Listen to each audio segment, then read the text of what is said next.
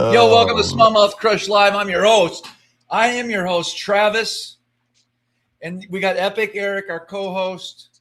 And we just want to welcome everyone. Tonight, we want to welcome all of our viewers and all of our people that tune in every week. Thanks for hanging with us. The summer, it's been busy. Summer's almost over. The corn's high.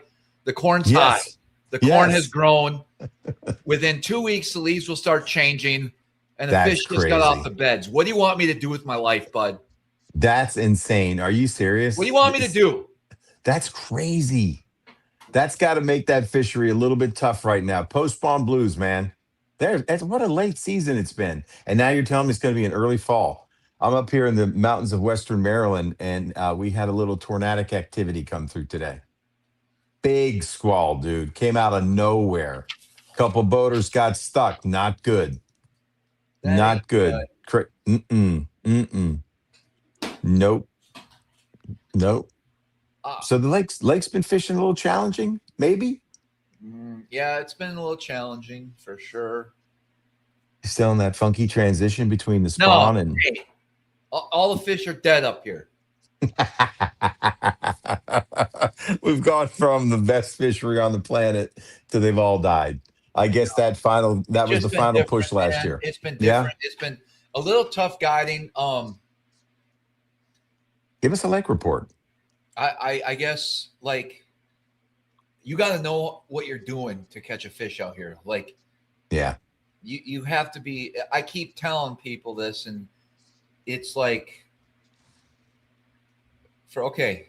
basically how I guide a lot of times is, if I'm in the river, I like to drag. Dragging's a great technique, somewhat easy once you understand the basic concept of it.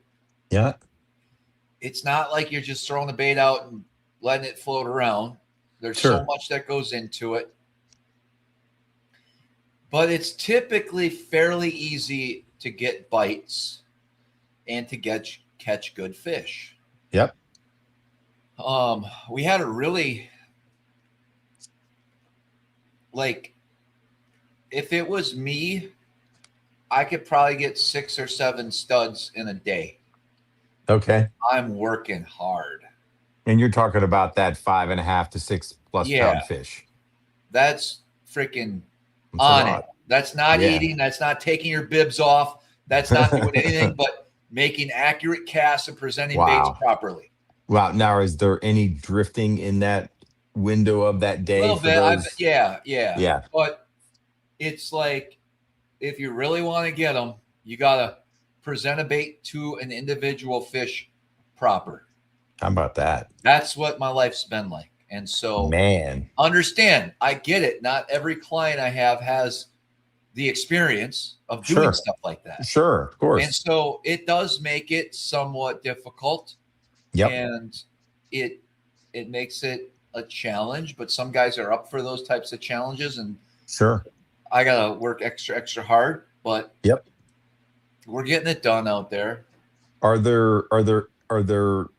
Is that 5.5 to 6+ pound fish class available shallow from a site perspective, or there? I haven't been up shallow, and it's so random here and there. Yeah, you can't count on it. Conditions have to be great. There's so much shallow water to cover. Sure. Everything looks good.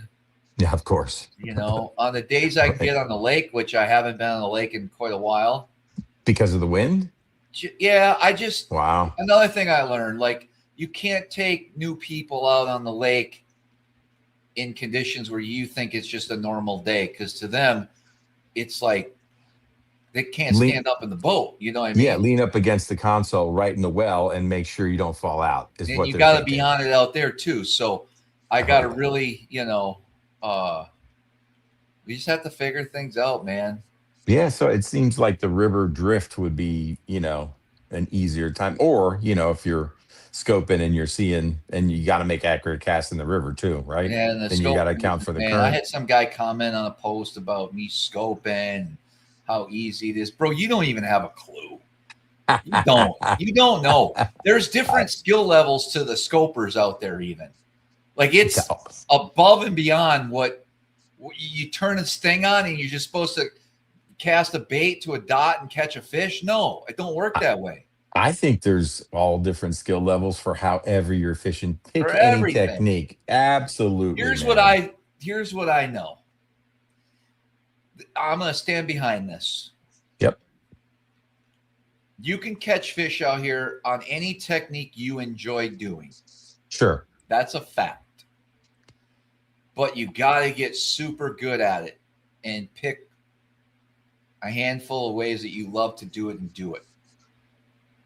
Like if you're a spy bait type of guy and you want to go probe the mid-depth ranges, you got to put that thing in your hand and go. And lock it. And figure it out. If you like to throw a tube and that's what you love to do, go figure it out. I like to drop shot with a long lead and dead stick in front of a big fish. I like to throw a jig on a fish, and I like to drag a jig, a tube, or a Ned. If you like to Carolina rig, this is the place to do it. It ain't what I'm doing, but you can put a mega bag together, Carolina rigging. Yeah. But you got to get good at doing that stuff. Makes sense, man. There's mastery levels of any technique. Like you just said, you got to become a master at whatever way you want to catch them. You want to catch them chatterbaiting? Go for it. Plenty of fish to catch chatterbait. Go figure it out. What side of the point? What side of the islands? How shallow? How fast? What colors? Where do you need to be throwing it? Do you run and gun? Do you make 10 casts at a point and then move to the next? Probably. Depth, speed, and cadence. Oh, yeah, man. Good. All great commentary, man. That's very interesting. Yep. Very interesting. So when you say a long leader and you say dead stick, like right now, what depth range are you fishing? 30 plus, 20 to 30? 15 to 40, wherever they're at. Okay. And when you say a long leader, how long is that leader right now on average? At least, 18, 2 feet, something like that. Okay. Got it. And when you say dead stick, let's say you've made that great presentation. How long have you seen it take to trigger that up better to 2 than minutes, average? But no way. Come on, dude. It's an eternity. If you can, but the problem is I lose focus after I lose the fish because you can't stay on the fish all the time in certain conditions. And so if I was certain that fish was within 3 feet of that bait still, I would wait. You just leave it. But a lot of times I'm like, I don't know if that fish is still there. Are we wasting time? Sure. Now here's a question for you. Okay, you see a fish at 40. You make the perfect drop with your drop or your pitch with your drop shot, right? Could be underhand. You could underhand it that 5/8 ounce. Are you trying to rocket it to the bottom? Yeah. Okay, gotcha. Okay, so you see it go down, you see the fish go down on it, then you lose contact with the fish. You're in 3 footers. Here's what I don't get. How are you keeping in contact with anything with wave action? That's the first thing I want to hear from you. And then B, clearly you could maybe sometimes feel on a rise up, like the slack's out of the line, the fish is pulling. So those are obvious, but how are you detecting bites in any type of waves out there when you're drop shotting or you're not drop shotting in that situation? No, you are. How do you stay in contact with it? Do you have to, if the boat is rising up, like you've got this bow in your line, right? That's how you doing? I have that, man? I fished a tournament a week ago or so, and let's talk about your derb. That was the Thousand Island Open, right? Yeah. Let's see. How do we do this? All right. Now I remember where we were. I think you were on. All right. I'm on a fish right now, and I've been on it for a while. I edit this, right? So it looks like I just dropped it down and caught him, but it is a lot of work. I'm gonna see if I can get the perfect on the 5/8 ounce drop shot weight. Yeah, like a size 2 Croy Legend Extreme 6'10" medium light rod, 5-pound Cortland Master braid, high vis yellow. I'm just waiting for this fish to bite, dude. I know he's there. Carbon leader. Nice. EKK size 2 drop shot hook. Great Lakes Finesse drop minnow. Spicy melon. 5/8 color. Weight. So you were vertical dropping on that fish, Travis, right? I mean, I was casting Outside out the to net. these. Fishing partner Okay. be key, but he had some stuff come up this week. I'm trying to find a big one. Hold on. Constantly. All right, mending watch that this line. right here. We're all good. This next clip. Get back into Yep. it. See how I'm opening that bail, mending that yeah. line? Yes. Thing here. There's some I'm waves just out throwing there. It that doesn't drop look that minnow bad, down but there, it's bumpy dead enough. sticking, Yeah. waiting for that tick. You can see how I got to open. Yeah. Close that Yeah. bail. You opened the bail. You opened it again. Mending that line, making sure that it's perfect to be able to detect the bite, but not move that bait. So Travis, pause it right there real quick. I want people to see something. Pause it real fast if you can. Trying. Okay. All right. You said mending the line. So I'm going to point the rod the way I saw it. The wind's coming this way at me in your face, right? And so Yep. that's going to push your line to the right. And so what you're doing is mending it to the left. So it's not the wave and wind is not dragging your line. Is that what you're telling the audience? Yeah, that's Mending. or current. Yeah, correct. It's a fly. We talk about that in fly fishing. We mend the line so it's a natural drift. Anyway, I just want to make sure people understood that.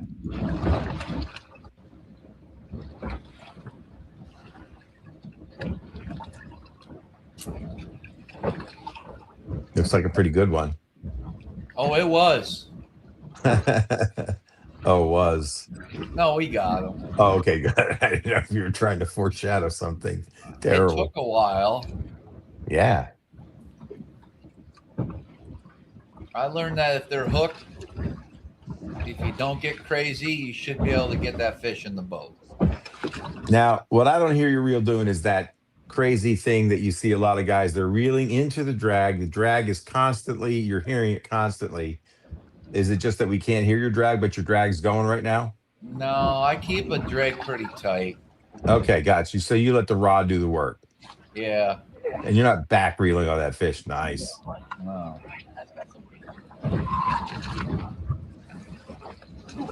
That's what we needed, dude. That's what we need. One more. Okay. Back in it. We gotta call one out, or is that our fourth? Okay, final day. We are sitting in, I think, 11th or 12th. All right, here's the all right, here's the final day. Let's watch a couple fish catches, shall we? Okay, let's do it. That's a pretty good one. He doesn't make it. Okay. Ed caught one. Oh, you're in flat, calm water. I like that area. This fish was ready to go. I was on him for a while already. Is this a bedding fish? No, it's just a fish I found on the scope. But look how long I'm sitting there. Yeah. He's right there. Like, I'm not trying to work a bait around the fish. I know he's there. Nice.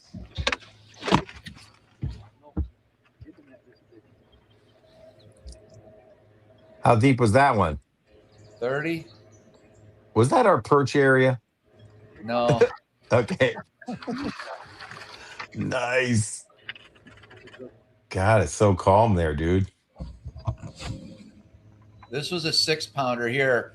I saw him. I made that long cast. Look how long I'm waiting. Well, we don't know because I edit these, Yeah, right. But you probably remember.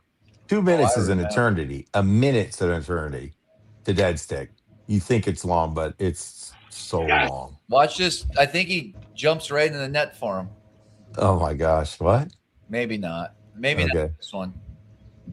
I did one of them high pull tippy toe maneuvers at the end when I get excited when it's a big one. Yeah.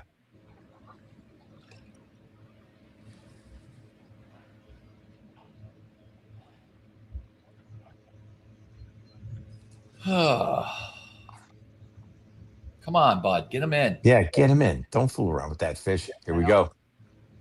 That's a big one. We need him. Get him in the net. Yes. Yes. Yes.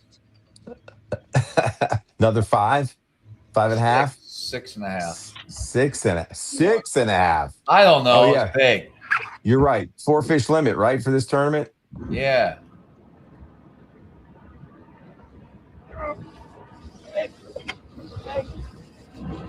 Big. Big.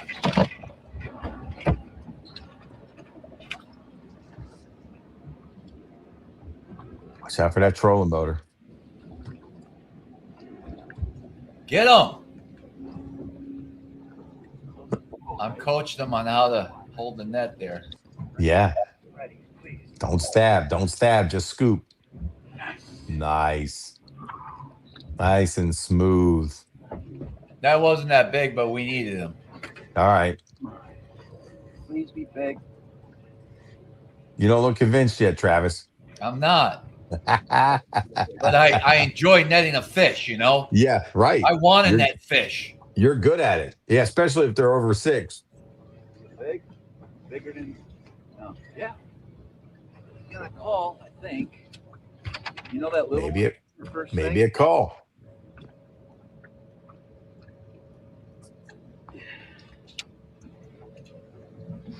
What are they? 3 3/4? This was a big one. I needed this one.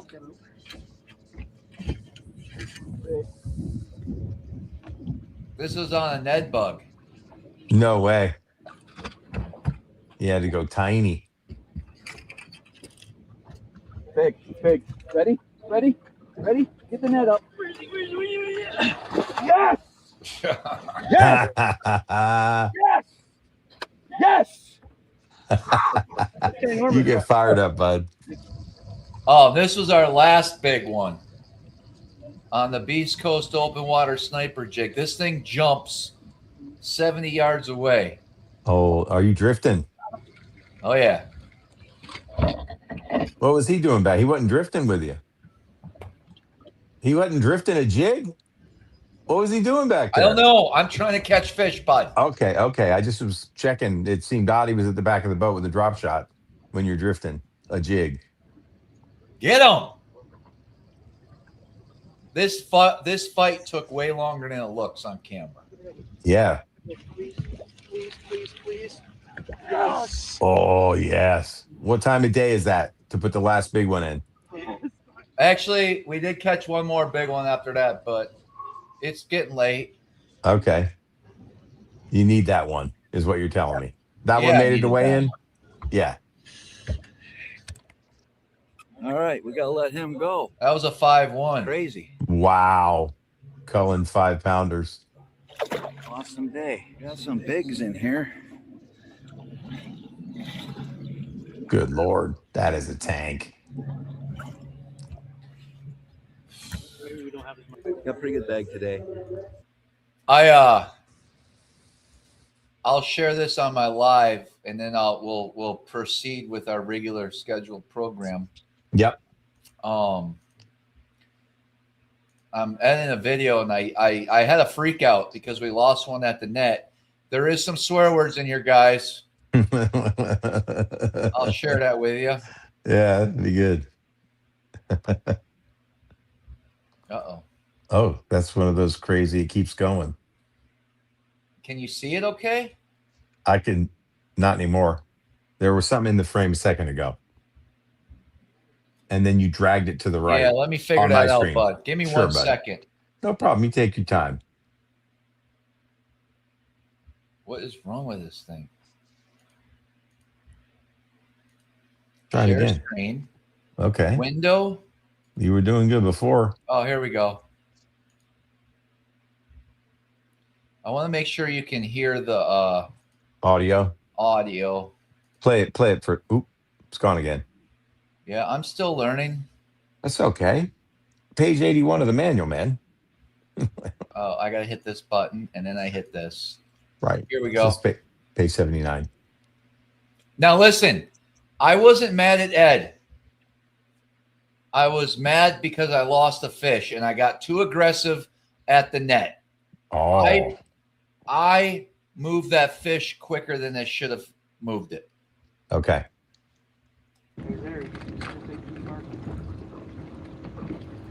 Oh, Yeah, I don't know, bud. we lost the video. We had it. There you go. All right, he's closing up a bag of lures, putting on a new Max scent. Yeah, I should have had that fucker. Oh, wait. That's the last. Yeah, you've already lost that fish. You got to go way back. Okay, bud.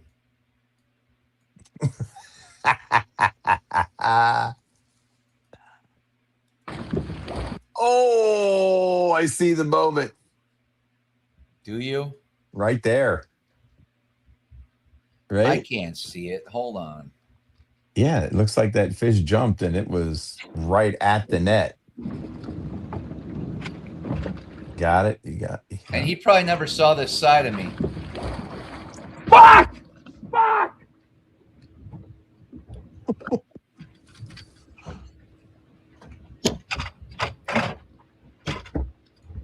Like literally, he's got the net going. The fish jumped and it looked like it was right at the edge of the net. Let's really take a look at this, Yeah, shall we? it looks like it's right at the front of the hoop. The fish jumps for some reason. Yeah, for some reason. Is that where you were What hogging happened on him? here? What Like, happened? Slow it down. pull on? Ready? Yeah. Did you pull on that fish hard at that moment? I feel like I did. I made him jump. Okay. There he goes. Man, he's trying. Oh, my God, right there.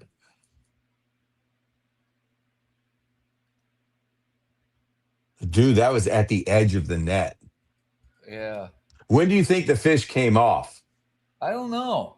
Yeah. Fuck! Fuck!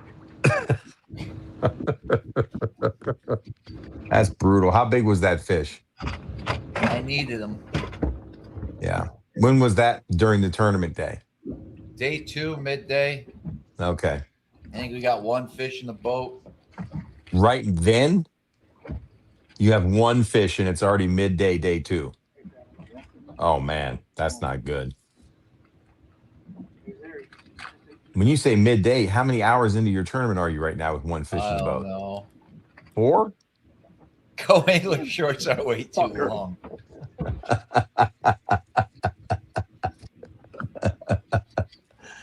Oh, man. Anyways, well, we got an exciting show. We got a guest actually, and 2 we have guests. another guest, and Yeah, I think we got 2 guests maybe coming in, man. Yeah. So anyway, what place did you end up coming in? 9th. All right. How many ounces or pounds out of first were you? Because I know it's always tight. I don't know. It wasn't. I didn't have a chance. Okay. But you got close with the boat key, apparently, right? Yeah. Yeah. A couple people left, right? You were the third one with the key? Yeah. Yeah. Yeah. No, I think what happened was, I mean, that fish, I was too aggressive at, see how I had my rod up and Yeah. I pulled? So Yes. I am guilty of this when I get close to, when I get very, I don't want to say emotional. I get very, I don't know what it is. I don't know what you call it. I guess emotions, right? It has to be Yeah, emotions. you get that adrenaline surge. That fish is close. I get something and in you my get head that extra pump. all the time. When I'm out fun fishing, I can just play a fish. I don't care if I don't have a net. I just will go scoop the fish. It's not a big deal. Yeah. But when I see a fish and he's close, I like that fish probably should have taken another run down. Okay. And I worked him back to the boat better. Right. But I came in hot. Got it. And So he feels that extra pull of pressure, the high stick. Right? Because I felt confident with Ed's ability to net that thing. It was right there. But I sometimes judge wrong, and I lifted high. I don't know if you saw that. I did. I'm guilty of lifting high, bud. Yep. I pull that fish from 4 feet down up until and he's then going with the pressure. I do that to JP all the time. And then I expect him to get that fish in the boat. And what's happening is you're going 4 feet high, and that fish starts to feel really strong pressure, and he goes with it and breaches like Shamu. Yeah, because remember in that last one where you saw him jump? Yep. I kind of did the same thing there. Yep. But it then went in the net. out. Like my favorite thing in the world, I think, is when I lose a fish or I catch a big one. That feeling. Yeah. Yeah. It's intense emotion. Yeah, Yeah. You let it go on both sides of the spectrum, right? I do. You like, oh, dude, I've had that Upper Bay experience, right? I mean, you were like so stoked when I caught that 5+, on the wall, right? And then like you're fired up. You just let it go, right? And then when I lost the next 5+, it was like, I freaked out. oh I've yeah, had many freakouts over my years on the water, but yeah, yeah. Well, that was the W for us. That was the difference between winning and coming in third. yeah. Yeah, crazy. In 633 big fish, which we did cash. Anyway, yeah, that was it. Those are intense moments, man. That's funny. I Nico'd those fish Oh, back then. How many years ago was that? I was throwing a Nico. yeah. There's a comment. What even when you got to get emotional. I don't do that. Scott, man. Come on, man. Yeah, but I get it, man. Especially in tournament situations, right? Yeah, When you're fun fishing, I mean, okay, if it's the Lake Ontario record, you might, have that same yeah, emotion, right? yeah, yeah. If it's your PB. But right, you're right. You're just chill. It was a You fun bend event. down. Yeah. It was a fun event, guys. So JP's my regular partner. He had some family issues come up. That's not why he's not on tonight. He had a long drive back from guiding today. So plus he always just leaves unexpectedly 20 minutes into the show. So that's why he didn't get an invite link tonight. But so I called Ed. I've known Ed for many years. We fished a tournament where I busted up my trolling motor and he helped fix it, and we became friends, and he fishes out here a lot, and he has one of those the bigger Ranger, what is it? The 22-foot ones. Yeah. Oh, wow. But he's getting it repowered, so he didn't have a motor yet. Oh, okay. So normally he fishes this event. So when JP had to bail, I was like, well, shit, I don't know what to do. Yep. They said, I called Ed and said, hey, because I knew he told me he wasn't fishing. I go, you want to jump in it? So he was able to make arrangements, and I thought we had a pretty good game plan. I just wish we didn't suck so bad on day one. Not suck. I mean, we had 18, just under 19 pounds. That's hard to dig out. You said it was going to take what, a day to win? We didn't have that. If we would have even had 20, it would have looked a little bit better. Yeah. You'd have moved But everything up happens places. for a reason. I mean, I think we made a very good comeback on day 2 and 3. Yeah. And it was a fun tournament, but we had to work so freaking hard that we couldn't really enjoy. Like, it was nonstop till the end almost. It's all business, especially if you're midday and you have one fish in the boat. Yeah. It's not like you got your limit. You're sitting on, looking for 2 calls and you got 3 good ones midday. Nah, you got 1 fish in the boat. That's a grind for sure. But nice job, man. Salvaging, after not a terrible day one, but you're right. If you got a 2-pound deficit when it's going to take 21 plus to win, right? Yeah. Is that what it took? The weights are down a little bit, Really? Well, I think you guys predicted that, right? Yeah. Yeah. Yeah. I always ask Brett Cartwright what it's going to take to win, and it's very interesting to see if it's a little over or under, but it's pretty good at predicting Champlain. Anyway, hey, man, shout out to Captain Scooterloo, my tournament partner.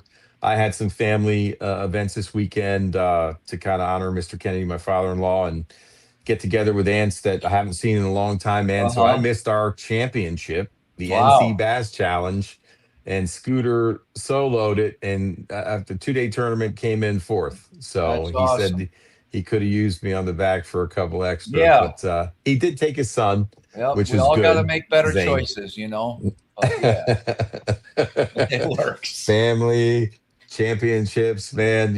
I get it, bud. I get it, but there's a point. But I get it. I understand. All right, man. All right. I'm glad everything's good. You're happy. It was a really good weekend, man. Tonight. It was a good weekend. Got to see some, Love that family stuff, man. Damn. I love it too. Love it. You know what? Hold on. I'm going to share something really, really cool that happened yesterday. All right. Go ahead. I got to grab something. We'll be back in 13 seconds. Okay, gotcha, guys. I can't see the comments tonight, so I'm on my cell phone. If you can't tell, and I've got a little tiny phone, so I cannot comment or respond. But thanks for tuning in, everybody. Stoked for the upcoming guest tonight, man, because it's going to be all about Lake Champlain. I know. I'm trying to We figure out got- where the other guest is too. That's supposed to pop on. Well, he might be popping on in a minute. I'll ask Brett. Well, let's ask Brett when he gets on. Did he forward the invite? I thought. Well, I had a whole nother guest too. One that works. You got a with third guest. Brett and I. Yeah. Oh shit. Oh, there you go. Right. I think we know who that might be. Anyways, you're- we What do you did a got? little scouting. My son and I. Yesterday was it? Yeah, I think it was. I don't know. The days blend in. So he found his first arrowhead all by himself. No way. That's Yeah. cool. There it is. Oh, wow. Where was that? Secret place. Nice. I mean, in the region, right? Did he come to Yeah. you or did you go to him? Okay. That's a really cool find, man. Yeah, it was in the river. Oh, that's awesome. Yeah. You going to shadow box that thing or is he going to make a collection? I don't know. I think I'll make a necklace out of it for him. That's really cool. Rock hounding is fun, man. Yeah. I I love was that stuff. excited. I bet you. We've been looking. We look a lot. I never Yeah. found one. That's amazing. I That was he up. found I the was first 20 one. That's feet away. I incredible. wasn't even next to him. Wow. And he found the first one in the family. How about Yeah. that? That's pretty cool. Tell little SmallmouthCrush, congratulations, man. Heck yeah. Tell Cole, I can't wait to interview him. You gotta have to FaceTime me with him We will. next time he's up. Yeah. Yeah. I like to interview Cole. He's Yeah. a trip. Nice. What else we got? So, guy trips all week. Okay. What else did I do? A little perch fishing. Oh, Inner tubing. that's fun. You drag the kids around, Yeah. or they drag you around. Can you imagine Emily No, and Cole nobody can dragging drive them? the boat. I don't get to have any fun. I I'm got to just do it all. imagining. Just I'm another day imagining on the water. Cole and Emily driving the boat, and then you're on the inner tube. It's not telling someone where to cast. It's pulling kids around. I'll pull you around too, but if you want, bud. And then I had some boatish. Here was really cool. So JP, he probably felt guilty because he tells me he's going to stay at my house and he never does, and he ditches me. He's so inconsistent with his approach towards me that, he's like, hey, you want to work on that thing? And I said, well, I told you I'm hanging out. And I'm on the lake and I got a bad trailer. And so he came over, took the boat when I was out and welded a whole new part at the front of the boat for me. Oh, to fix the putting it on the trailer issue? Yeah. Wow. And he did a pretty good job. Man, it's nice to have somebody with some welding skills around. I know, right? Dude's handy. I didn't know. He's skilled. He pretty much can fix anything. He's the man. There's never a time where, even when there's a strip bolt or something, Yeah. he can always figure that out somehow. Man, the dude's got skills. Big JP. Shout out to Big JP, man. Yeah. All right. Well, who do we got next? Oh, I'm going to try to find something here. All right. Did you hear that? Big JP out in the steam pits or something? I don't know. I'm going to share. I'm going to show you what this guy does. What did he say? Steam pits? I don't know. Let's have a look.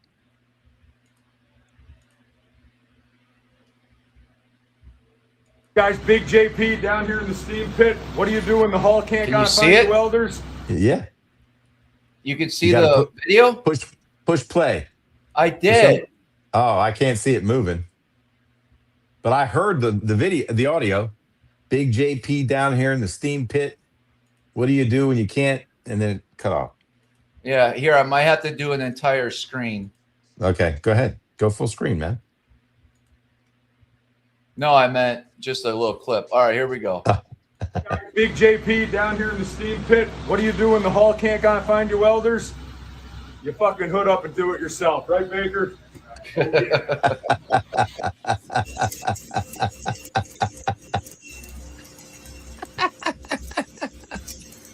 That's classic. Some big pipes, man. That's industrial stuff right there. Yeah. Man. Except That's one thing he ruined my step ladder to walk up to the boat. He Yeah. burnt the whole thing. So What do you mean? I don't know. He expects me to buy him some shorts, but I got to deal with the burnt marks all over my my steps on my trailer. You know. Why are you buying him some shorts? Because he burned his shorts when he was welding He claims he thing? burnt his shorts. I got you. So you got some Yeah. charge steps. and he's Anyways, got some Travis burnt- in the comments did it help? So we didn't cut it down. I busted it where it twisted, and Yep. I'm going with it. But that other device you sent me that there's a device where you can hook a boat up and it hooks itself, or Yep. there's a lever. That's something I might do. Okay. Gonna All try right, that enough out. about me. All right. Very good. Let's bring on our guests. Let's do it. Yo, Right. it's SmallmouthCrush. What's happening? D to the Sitting out here in C. the shop, man. I've been waiting for like 30 minutes. I know we're a little You're behind holding me schedule back. tonight. I see we got Ryan down below too. Do we bring him on at the same time, or how do you want to do this? This is your show. Ken, Yeah, man. Ryan can't go very long, so Well, then Yeah, let's get him on now then. Let's welcome. How we doing? do it. Yeah. Good, man. Welcome to the show. This is kind of anything goes. We're going to talk about your guys' success on Lake Champlain recently. I assume that's the topic. It is. Ken, Indeed.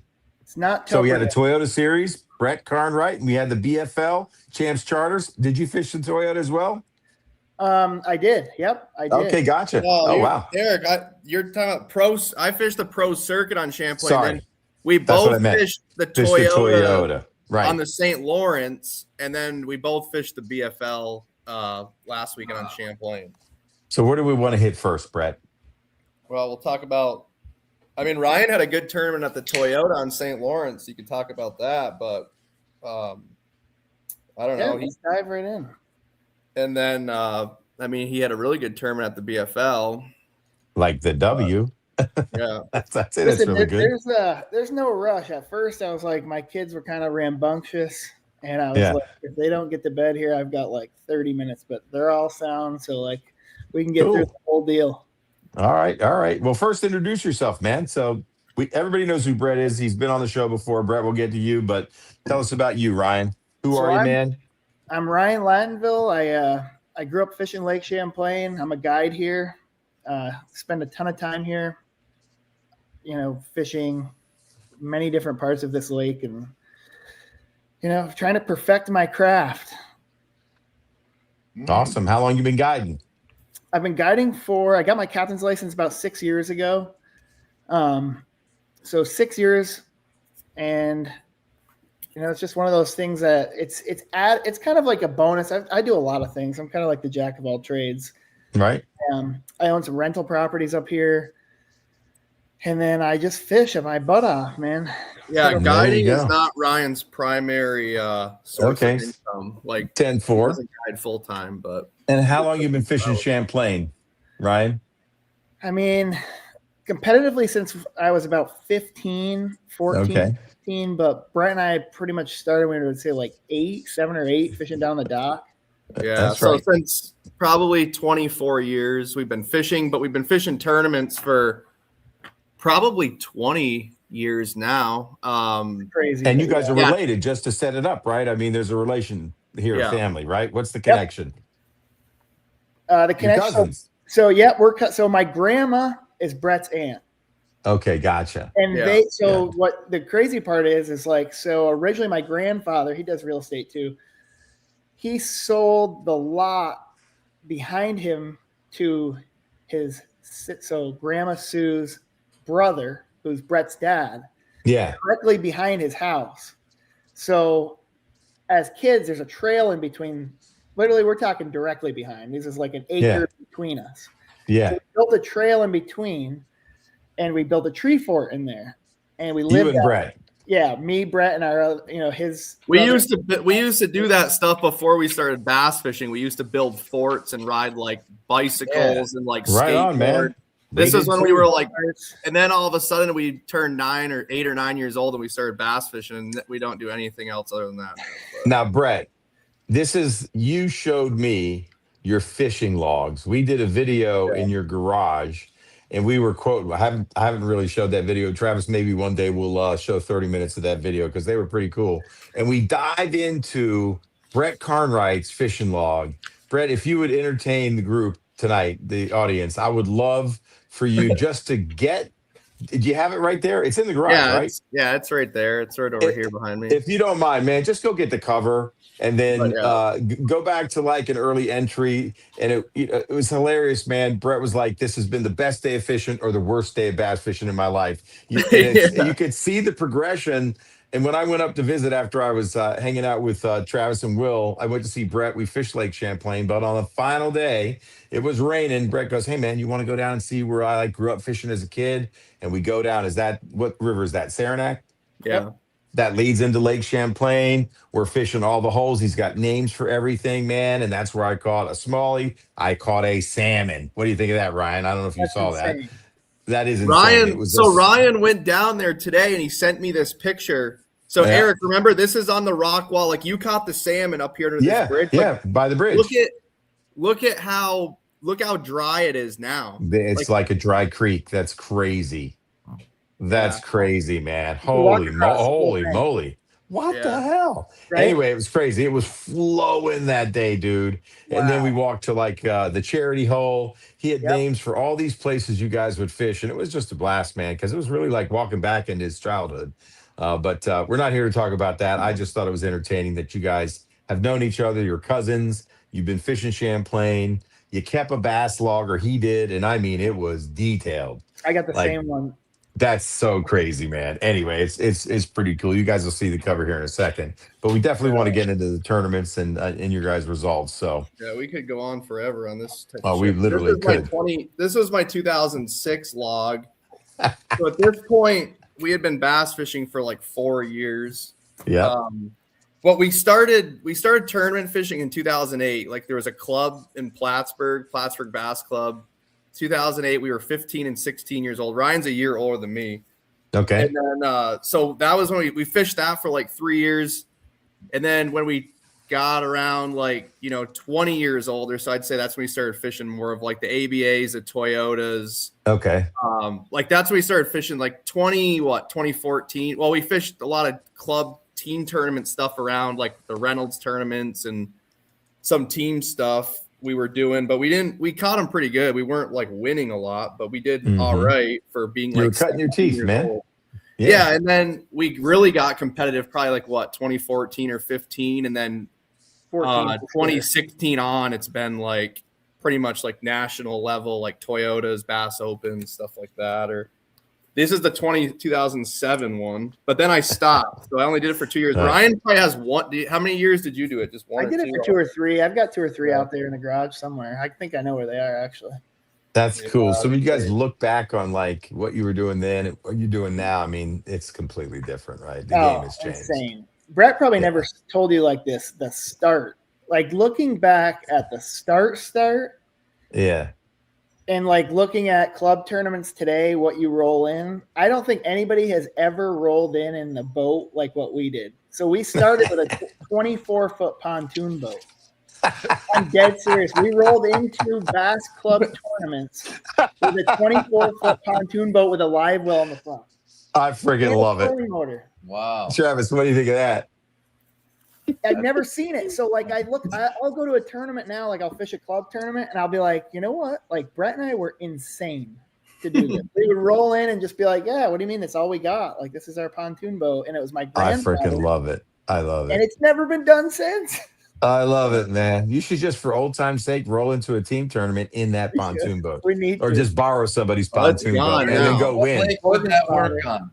How could you make that work? Which tournament would you be able to do that? Oh, Inland Sea. We could do it now fishing. Yeah, you could fish the Inland Sea tournament, but it'd be like, say you're at the Dick Garlic tournament, Travis, Yeah. Like we were showing up to that in a pontoon rig. 24 foot, like a big one. It's a big one, man. Holy Yeah. moly. And it had a 75 live horse. well in it. It was a bass fishing one. So it Did had your like the parents trolling launch motor. it for you, or could you handle that rig? We weren't old enough to drive yet. We didn't have our Oh, they license. launch it. They'd have to launch us Holy in moly. stuff. Like, They take the trailer, park it somewhere because they're like, they need their truck. It's their only vehicle.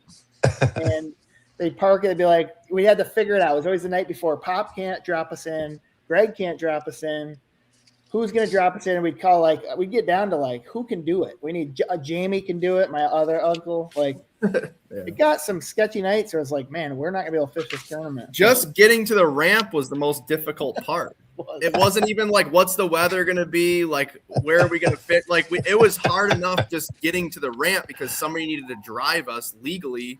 I mean, we were 15 and 16. Ryan might have had his permit, but we didn't get our licenses for like probably until what, 2009 probably. So Listen, I failed 2 driver's tests. I was so scared of going back that I didn't get it back till I was like, I don't know, late 17. Oh man, yeah, that's so we funny. went, 2-3 years where we had to have somebody transport us. Like sometimes it was Ticonderoga, so they drive to Ticonderoga in the morning, an hour and 15 minutes down, dump us in, Oh man, drive down back that to mountain. Plattsburgh, Shit. and then come back down like 4 or 5 hours later to take us out of the water and bring us back home. But And that's dedication. You owe them big. yeah, owe but them we big. only did the pontoon boat for like a year, and then we switched over to my little aluminum boat for like a year, and then Ryan And how got big a was that aluminum boat? 16 foot. with And a what'd you 20 power it horse. with? A 20 horse 20 Mercury. horse.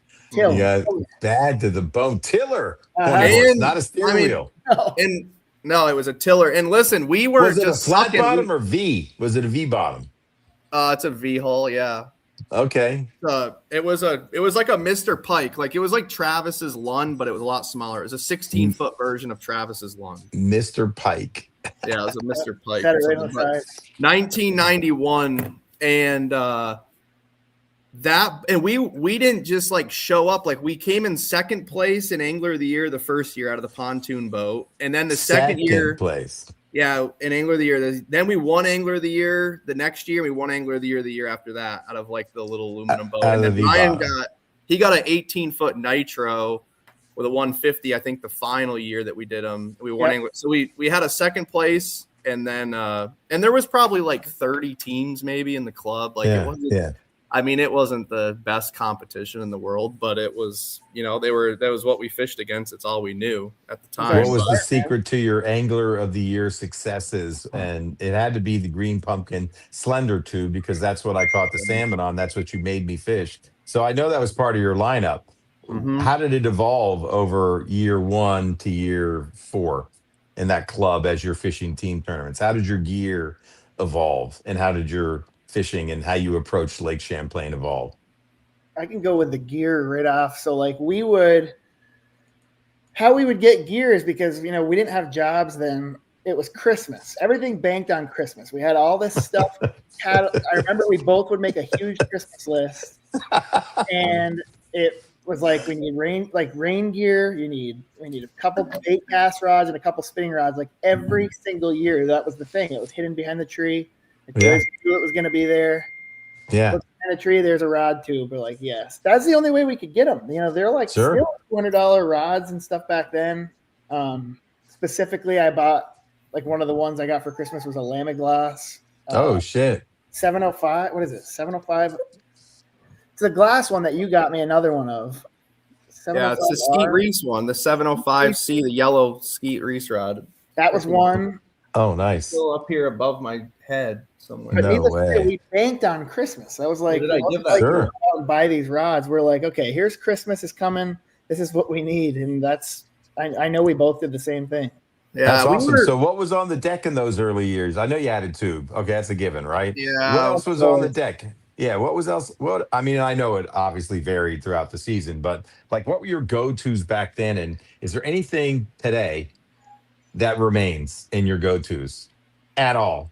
Any lure that you use to win your BFL or Brett to place high finish that you still throw today that you threw back when you were in the club? or is it just too completely none Most of it? of it was the drop shot was just really Okay. getting popular. Interesting. So technique driven, you were drop shotting back then. Yeah, We because definitely did. drop Okay, cool. shotting, just a wacky rig Senko was, like a Konami or a Sure. Yamamoto. Konami was big for us back then. The Mhm. Konami, like the 4 or 5 inch in baby Mhm. bass. Yeah, that's still a big deal. I mean, I still use it all the time, but we were probably Okay. throwing a Senko a lot. We were Mhm. probably throwing a top water a little bit, like a swim bait. I remember back then that Storm Perch swim bait. It was like 3 or Yeah. 4 inches long. That was really Yeah. big. I'd throw that thing all the time. So that was the first swim bait that really we could get. Yeah. Sure. Gander Mountain was here, so we just would go to Gander Mountain and just dig around through. Oh the yeah, I stuff. remember Gander and Plattsburgh. Gone. Yep. Gone like the wind. A lot of my tackle that's behind me is up on the wall is from when that place closed. It was all like Oh, man. 95% off, and I bought Oh, just yeah. so You much. could get pre-Rapala, like Storm, like Warts. I remember. This was 2008 Oh man. in Green Bay, Wisconsin. And I bought cartloads of those crank. Just racked it, right? Just like racking stuff, It's like man. $2 a piece, dude. I know, dude. You can I never bet we find were. those now. I don't think we were throwing a jig back then yet. Like we probably weren't. Really? We might have just started like flipping a jig into like trees or like Texas rig stuff. We were probably Mhm. like doing Texas rig, like a Texas rig tube or a Texas rig Senko was pretty big in the grass. I know one Sure. Brett that we did that was like mega. We did it for everything. Chatterbait came out. Yeah, the chatterbait. In Just our like, came out. it was like it was the only new thing that we had ever seen because it was Yeah. like, okay, you got your spinner baits, you got Sure. your tube jigs, and then it's like, whoa, what's a chatterbait? It's like a glide bait today, like whoa, or Sure. a koiki today, Yeah. But like the Whole chatterbait, new was like, category. you throw it, and we're catching largemouth down at the monument, and we're Yeah. like, what the heck? Like, there's Yeah. not that many largemouth there to catch, but you throw a chatterbait, you catch them. I think Wow. I've got it in here the day that we first got a hold of a chatterbait. I might have it written in the damn fishing journal. I mean, it was All insane. I remember is when I would see Britt at these tournaments back in the day, he'd have his Phoenix and white power poles, and they'd be the most crooked poles you'd ever see in your life, and I never understood that. Yeah. Like, Why do you Hold on, do let me that? get a better. Let me move, and you can But see why were they're why were actually they crooked? they're Why were they actually in crooked? really bad shape right now, Travis. Oh no. You're gonna be like, oh yeah, no shit. Like, look at That's what Like, they always see- look like. see the. I guess it's, Yeah. Why do they get crooked the like one- that? it's this one over here that's really crooked. It's just the mount, like it's from running in rough water, like Oh. on the pole, on the bracket to the pole. So let's get up right up in here. So these bolts here, Yeah. Your the cover. plate, the black plate is kind of it's got some deal there so you can actually kind of rotate the pole a little bit. So when you're running in rough water and they're not really tight, like they'll shift all to one side, so then they become like super crooked. But so this one, I just replaced this bracket on this one like a month ago. So Yeah. it was tight and then it loosened up, and it's just I'm still getting her kind of broken in here. But Break that thing in. Travis is spot on, man. He Only remembers it, 2,000 and hours lo and to get them behold, straight they're in. still crooked. No, he put them on crooked. no, I didn't. But yeah, they're a little floppy right now. When's the last time you caught a largemouth or a smallmouth in Lake Champlain on the green pumpkin slender tube? Oh boy. Probably when I fished with you, for me. Just checking. Tube's out of the game. All I right. mean, mine's like literally. I couldn't tell you the last time I threw a tube. 2017. Like probably like 2010, Wow. 2012. Crazy. Crazy. I've been still getting it out. Like, I mean, I've been catching them on a tube this year. Like, not the little skinny one, but Yeah. Like I've been catching them. I think maybe after you left, Eric, I fished. Yeah. I threw a tube quite a bit, but I throw like a big, like the 275. Sure. And then Yeah. I caught some on the St. Lawrence. Like I actually weighed smallmouth in the Toyota there this year on a tube. Nice. The tube is really good there. I mean, Travis was talking about it today, man. You drag a tube, jig, whatever, but you got to be good. Yeah, we had a conversation about tubes when I actually stayed at Travis's house probably a month ago now. Yeah. Oh, wow. I came up for an evening and an evening of fun and experiences and stuff. And we had some fun times. It was good storytelling in that garage. I believe I bet, man. If only that was on live tonight, then Right. I'll tell you what, Naomi was up there, Guppy was up there with me, and she loved it. She said that it was the most entertaining thing she's witnessed in a long time. Yeah. She had a great time. She can't wait to go back up. Oh, okay. But Tom Nee was there too. Like it was me, Travis, Tom Nee, and Guppy. Oh, nice. And, good mix, man.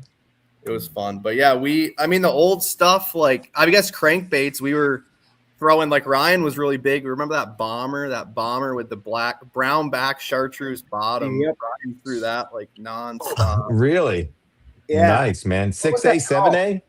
6A, 7A? I think it was a 7A. Yeah, it was Probably one of the a little bit longer.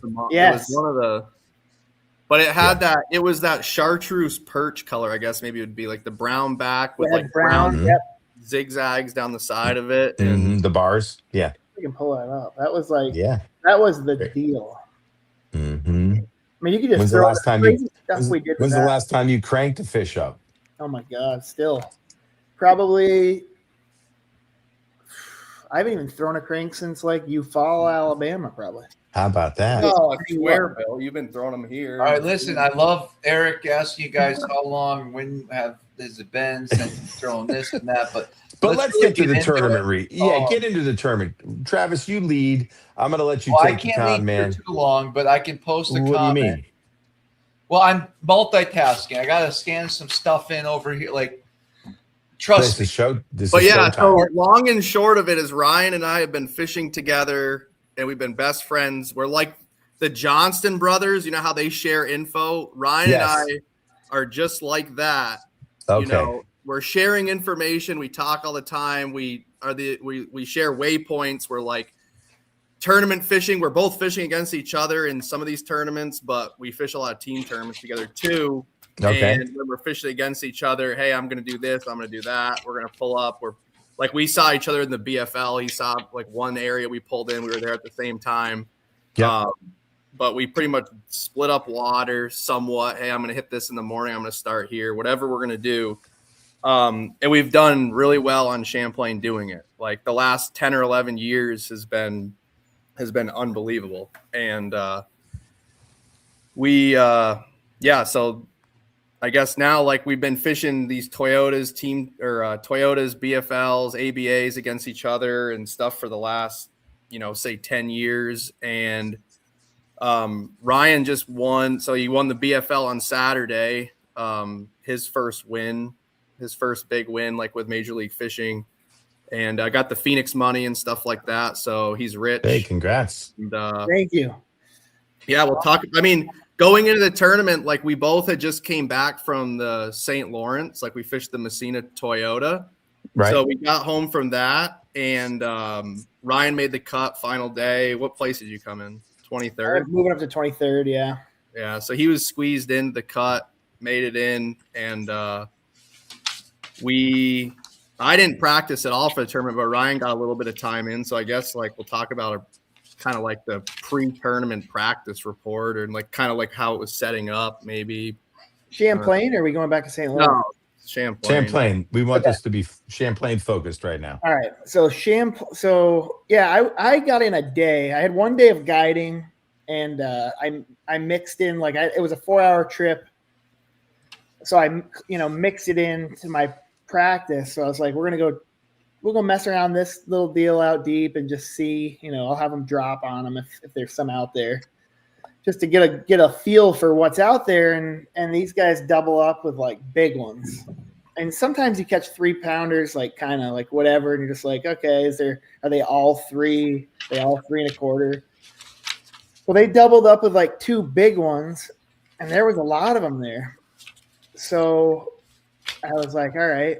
I kind of just said, all right, we're gonna keep moving. We'll go on to the next thing, and we went and kind of did that elsewhere, and just kind of tried a lot of different things, and they were totally cool. That they're like, that we love to see this side of like, that we like to see what you actually do, you know. And it's like I treat guiding a lot like I am tournament fishing, and I know Travis does the same. Where it's not like we're not per se like typical guides where you're like, hey, we're just gonna try to go catch 1 million of these 2-pounders, because some people will be thrilled with that, but I always tell them we're trying to get the biggest fish in the lake, the biggest bass in the lake guiding. And I've seen Travis catch, a lot of big smallmouth. So, he's doing similar stuff.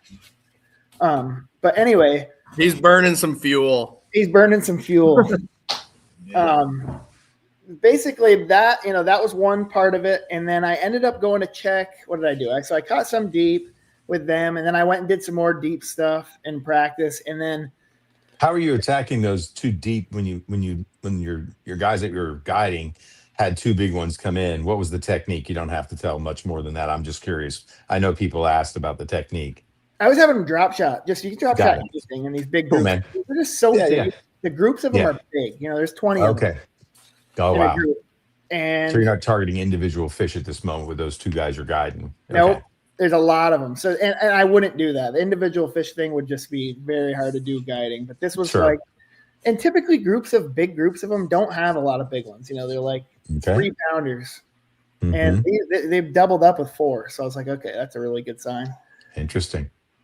We keep going. And like they caught some other really big ones just down in another couple other deals. And I was like, well, it was like, this is going pretty well. So I kind of got the gist of what's going on out here. Let's go. I dropped them off. It was only a 4-hour trip. Oh, okay. Then I finished my day out, basically practice on my own. And pretty much what I did, I didn't really catch any. I went largemouth looking because the 3-hour rule kind of just completely, like, as good as a place, the 3-hour rule makes it to where you have to make the right decisions. Like, I'm looking at it like if I don't catch them in my scope period, my tournament's basically over. I mean, I know there's largemouth here and I know a lot about this place, but still, if you're not scoping, like, I guess you're hoping. And that's the reality. It's like, somebody just caught 20 pounds scoping. So when you catch 12 pounds scoping, which definitely can happen, you lost.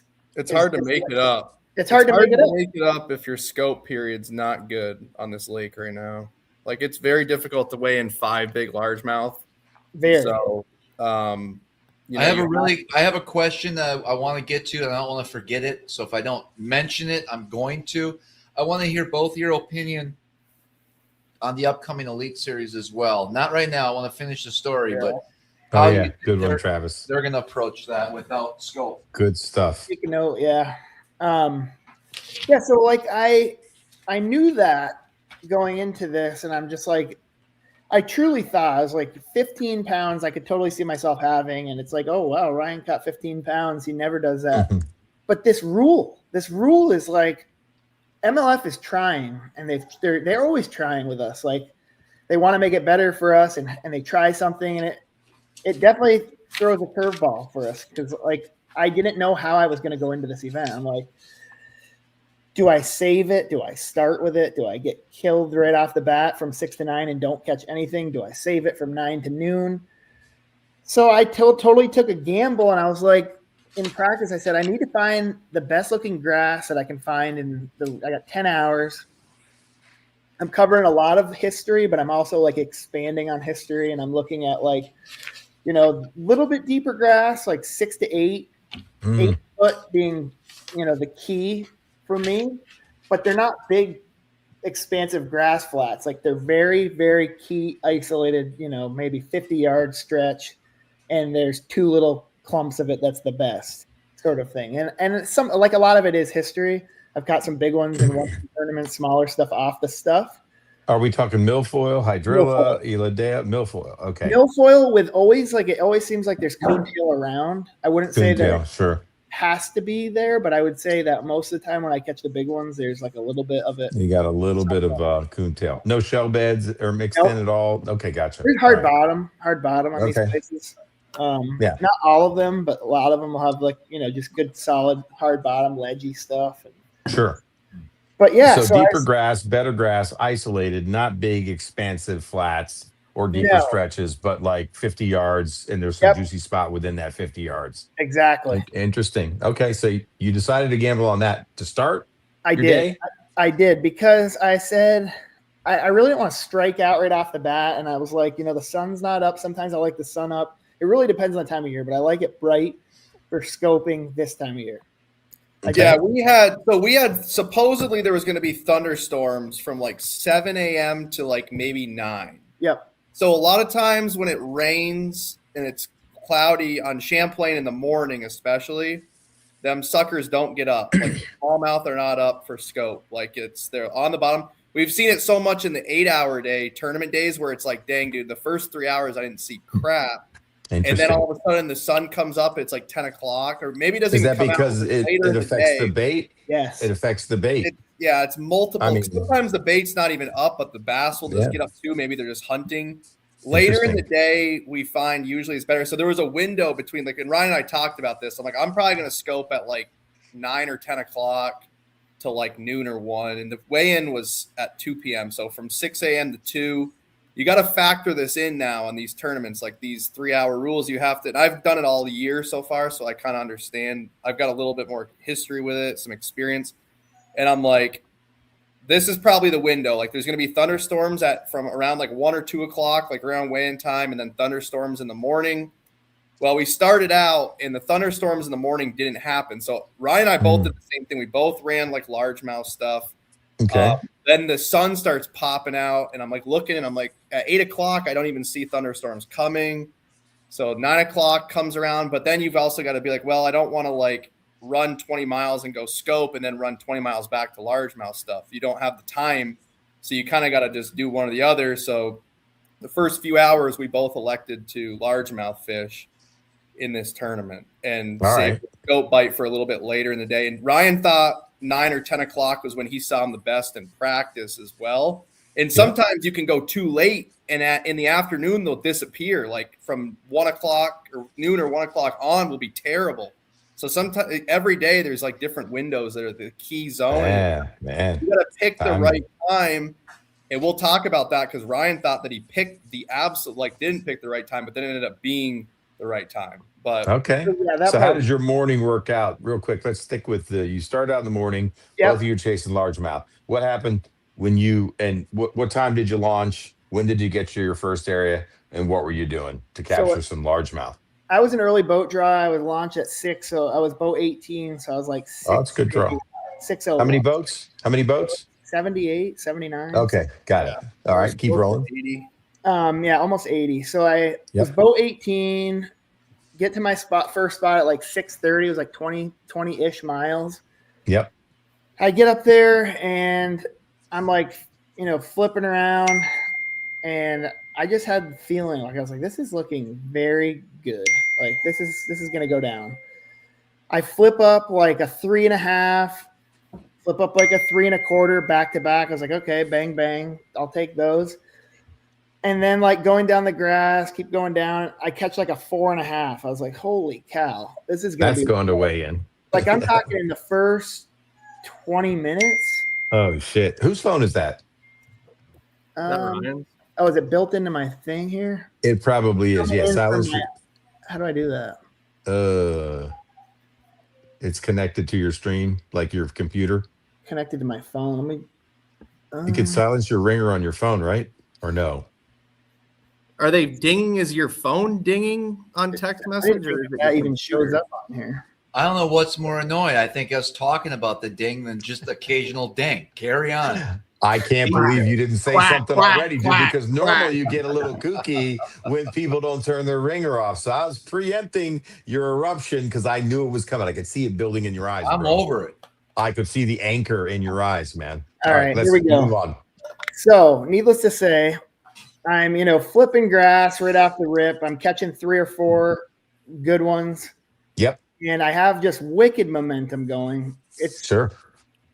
Wicked. early. It's like 6:50 at this point. I'm like, okay, I got 2 fish I could technically weigh in. Mm-hmm. Definitely one. And I proceeded to, what did I do? At that point, I keep going through the grass and I get to the end of that one. And I'm like, all right, that was a good start. But there's another grass, not far, 1/4 mile down the way.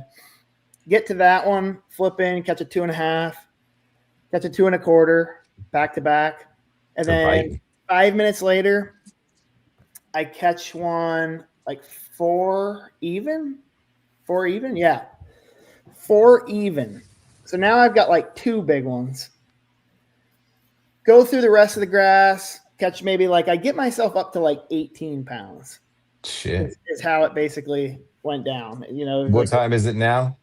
It's basically like 7:40. Okay. And Wow. I'm thinking I'm going to start scoping at like 9 was my goal. Okay. 8:30, 8:45, wanted to be between 8:30 and 9. How far do you got to run to get to your scoping grounds? Like 10 or 12 miles. Oh, nothing. All right. You got So I'm time running to burn. literally. And I think I'm going to run. And it's dead flat calm. It's not a lick of wind. Better. It's like 1 All mile right. an No. hour. So I'm going to go do it. Right. So I go do it. I'm thinking I'm going to go do it. I run and I'm like, what? So it's a weird thing. I get all the way up there or down there. I get back. And I just had, again, it's still dark. Like the sun hasn't popped. I get to the scope stuff and I'm like, I don't really feel good about this. I was like, Wow. It doesn't feel right. I'm turning around. I ran like 7 miles the other way. And I go catch a 5-pound largemouth within like 5 minutes. In the grass. In other grass. So now you got 3 largies. Yeah. So Ryan was like, I'm No going to go scope. scope. I'm going to go scope. He goes and about to drop his troubler and start doing it. He goes, screw this. This doesn't feel right. And he runs to another largemouth place and catches another. You're flipping again. I was flipping again. My moment, You flipping in a my jig, head- you flipping people probably want to know. If you don't feel like talking about it, it's fine. But on Smallmouth Crush, we talk about the technique, we talk about the gear, we talk about line. No, are you absolutely. flipping braid? Let's get down to the nitty-gritty. I'm a People straight wanna know. braid guy. I am.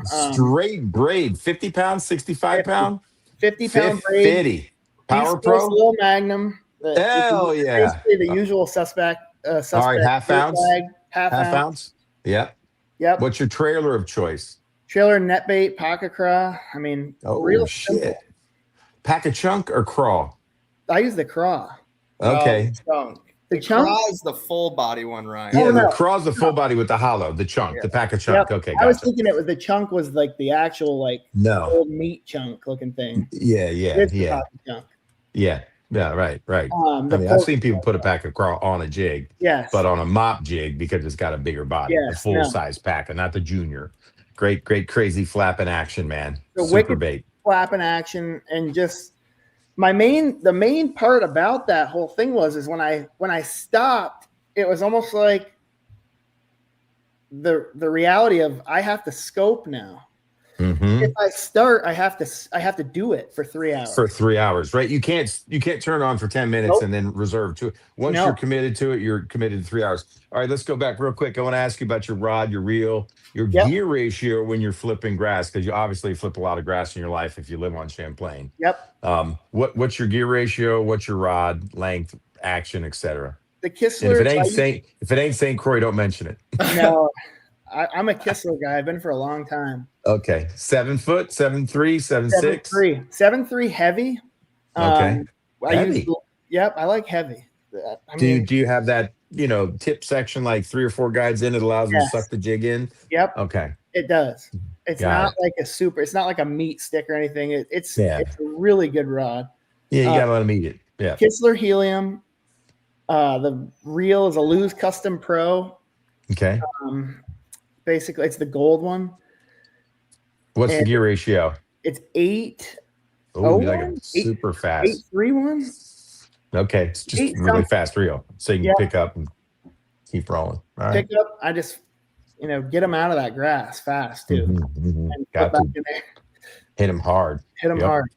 It was just crazy because, like I said, the 3-hour thing, you have to do it for 3 hours. And I was like, why, as a tournament angler, this sounds crazy that I had all this momentum with the largemouth that I just said, I need to go smallmouth fishing. That's what this rule is doing.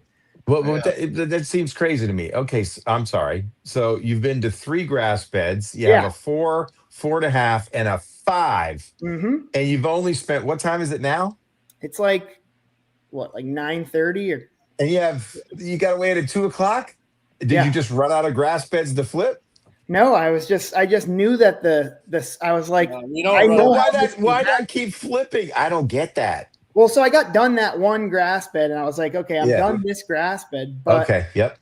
That you caught the 5 in. I could do, yeah, for sure. Yeah. But my point is if I miss this scope period, it could be detrimental to my entire day. Like, I need to win this tournament now. If I don't, because you got the 3 anchors. Right? Yes. And if I don't, if I mess up and don't catch my smallmouth, because I knew there's 4-pounders biting out there like crazy. I gotcha. So what did you expect? What did you think would win the tournament? I always ask Travis the same question. We do it on live every time. I asked Brett to predict. Brett, do you have that, what you wrote down that you predicted in the BFL and in your other tournament? He always will predict. Travis, you've predicted too for us. What did you predict, Ryan, that it would take to win this BFL as a guide on Champlain, going into it, pre-practicing and being on the water as much as you are up there? What did you think it would take to win? 22 pounds. And what did you weigh in? 23 pounds, 15 ounces. Okay, so you almost beat it by 2 pounds. All right. It was caught a freak bag, bud.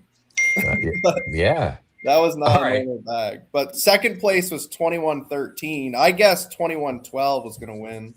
I mean, if you did, okay. So let's hear about the rest of your day. Keep going. But so at this point, you're going, I got to start scoping at 9 because that was your gut check, or 10. Yeah, because the way that I was like, this is about, you don't want it to be extremely bright. Let me let my dog out real quick before I get into Sure. Yelping. Yeah, like you got to use the scope because now that he's got 3 big largemouth, it's like that's kind of a rarity to get 3 bites like he already caught.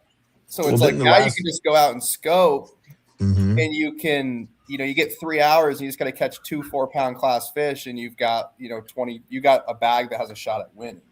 It's, I mean, maybe you could have just stuck with largemouth and done that and caught 2 more big ones, but I don't know. Yeah. That's like the scoping thing, Eric, is so good.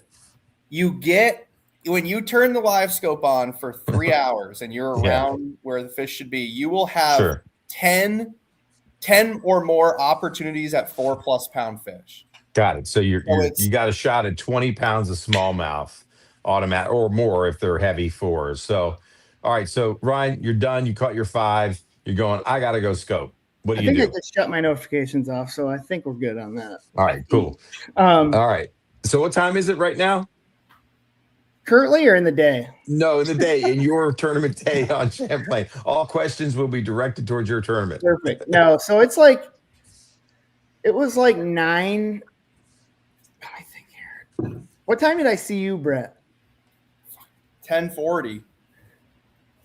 He turned his scope on around like 9:30 or 9 o'clock or something. Yeah. Okay. Time was it 9:20 something? I don't. Yep. 9:25.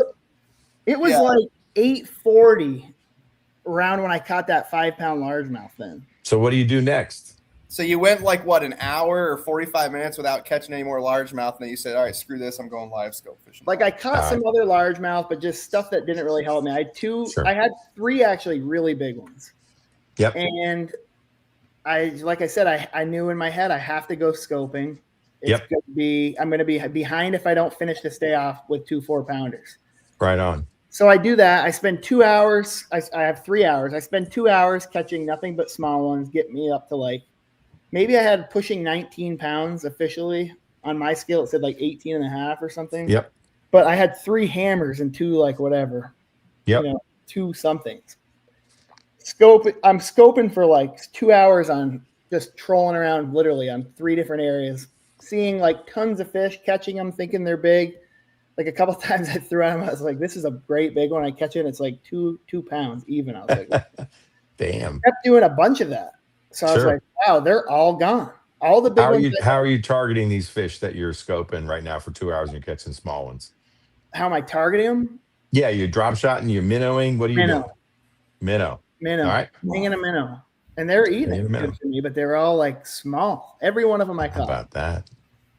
So that area is done. You know, I think You got to talk about what's going through your mind right now too. Like you get 3 hours to scope. Ryan knows You got an hour left. If I get 2 4-pound bites, I have a shot at winning this tournament. But if I've already burned 2 of my 3 hours, so I'm down to the final moments, and I've screwed myself because I had a shot at winning this tournament, but now I probably blew my shot because I couldn't just locate 2 4-pound class fish with live scope, which should be it's not easy, but it's like, it's easier than doing largemouth. It's easy. So I told Brett this earlier, and that's why he brought it up. So I got to this point where I'm 2 hours into my scope period. I don't have anything that helped me. And I'm like totally second guessing everything. I was like, I can't believe I left what I was doing. I needed to just freaking pick up a jig all day and just do it all day instead of being this baby. I get it. But the smallmouth are so easy when you get around them like that I was like, I need to get to them. So I get done 2 hours in, and I'm like, okay, this has me sold. I'm leaving. I'm done. I am going largemouth fishing again. I'm about to pull the plug. Shit. But I have one more spot that I'm going to hit, and it's going to take 10 minutes. So I've got 50. I'll have 50 extra minutes to largemouth fish. Sure. And I'm throwing the scope period away. I'm going to forfeit the last hour, but I'm going to check this one spot. So I pull up, and I check this one spot. Brett's there. There's another boat there. Brett's like I'm the first guy there. Okay, this is the spot I fished in the pro circuit, and I'm the only guy there. And then I see Ryan come up, and he shuts down like 100 yards away, and he's like, I got 18 something, whatever. And I'm like, okay. And then this other dude pulls up on the opposite side. So I'm in the middle, and I got Ryan to my left 100 yards away. And I have another dude that pulls up right next to me 100 yards away on the right of me. And I'm just like, are you kidding me? Like, I don't care. It's like that Steve Miller song, clowns to the left of me, jokers to the right. Here I am, stuck in the middle with you. Yeah, so I'm like, I'm not about the scope right here in between Ryan and this other guy. The other guy, I was like not excited that he pulled up right next to me. Yeah, I mean, you and Ryan know what's up, right? You guys have an agreement. You're kind of collaborating. I catch 3 little ones in like 10 minutes. And I'm like, and I know like there's some big ones that are around here. I haven't seen it in like 2 weeks. I hadn't fished, but I just knew like this zone is where it could go down. Sure. And I end up bailing because I'm like, dude, I'm freaking stuck in between these two. And this other dude, I can't troll this way because I can't troll this way because I'm going to hit the other guy. Ryan can go that way. That's fine. But I can't work this way on it. And but you could have just started yelling at that guy saying, I was here first, dude. You got to give me 300 yards. I pieced out and I just started my engine and I ran away. Well, Ryan stayed. Ryan ended up staying there, and then he catches. Like you get into it now, but what happened, Ryan? You saw Brett take off. Were you shocked because you knew this zone was good? This last zone? I knew the zone was good. I was actually worried when Brett left because I was like, he knows this thing really well too. Okay.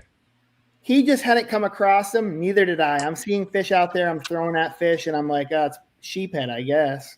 Like a lot of times they'll throw at them. They don't do anything. It's just sitting there. Sure. Or it like skitters away from your bait as fast as possible. You know, that's okay. Usually. Or it scares them. Not that it sprints away. It'll scare them. And you're like, okay, you just startled that fish. That's not a bass. How deep are these fish that you're targeting in the water column right now?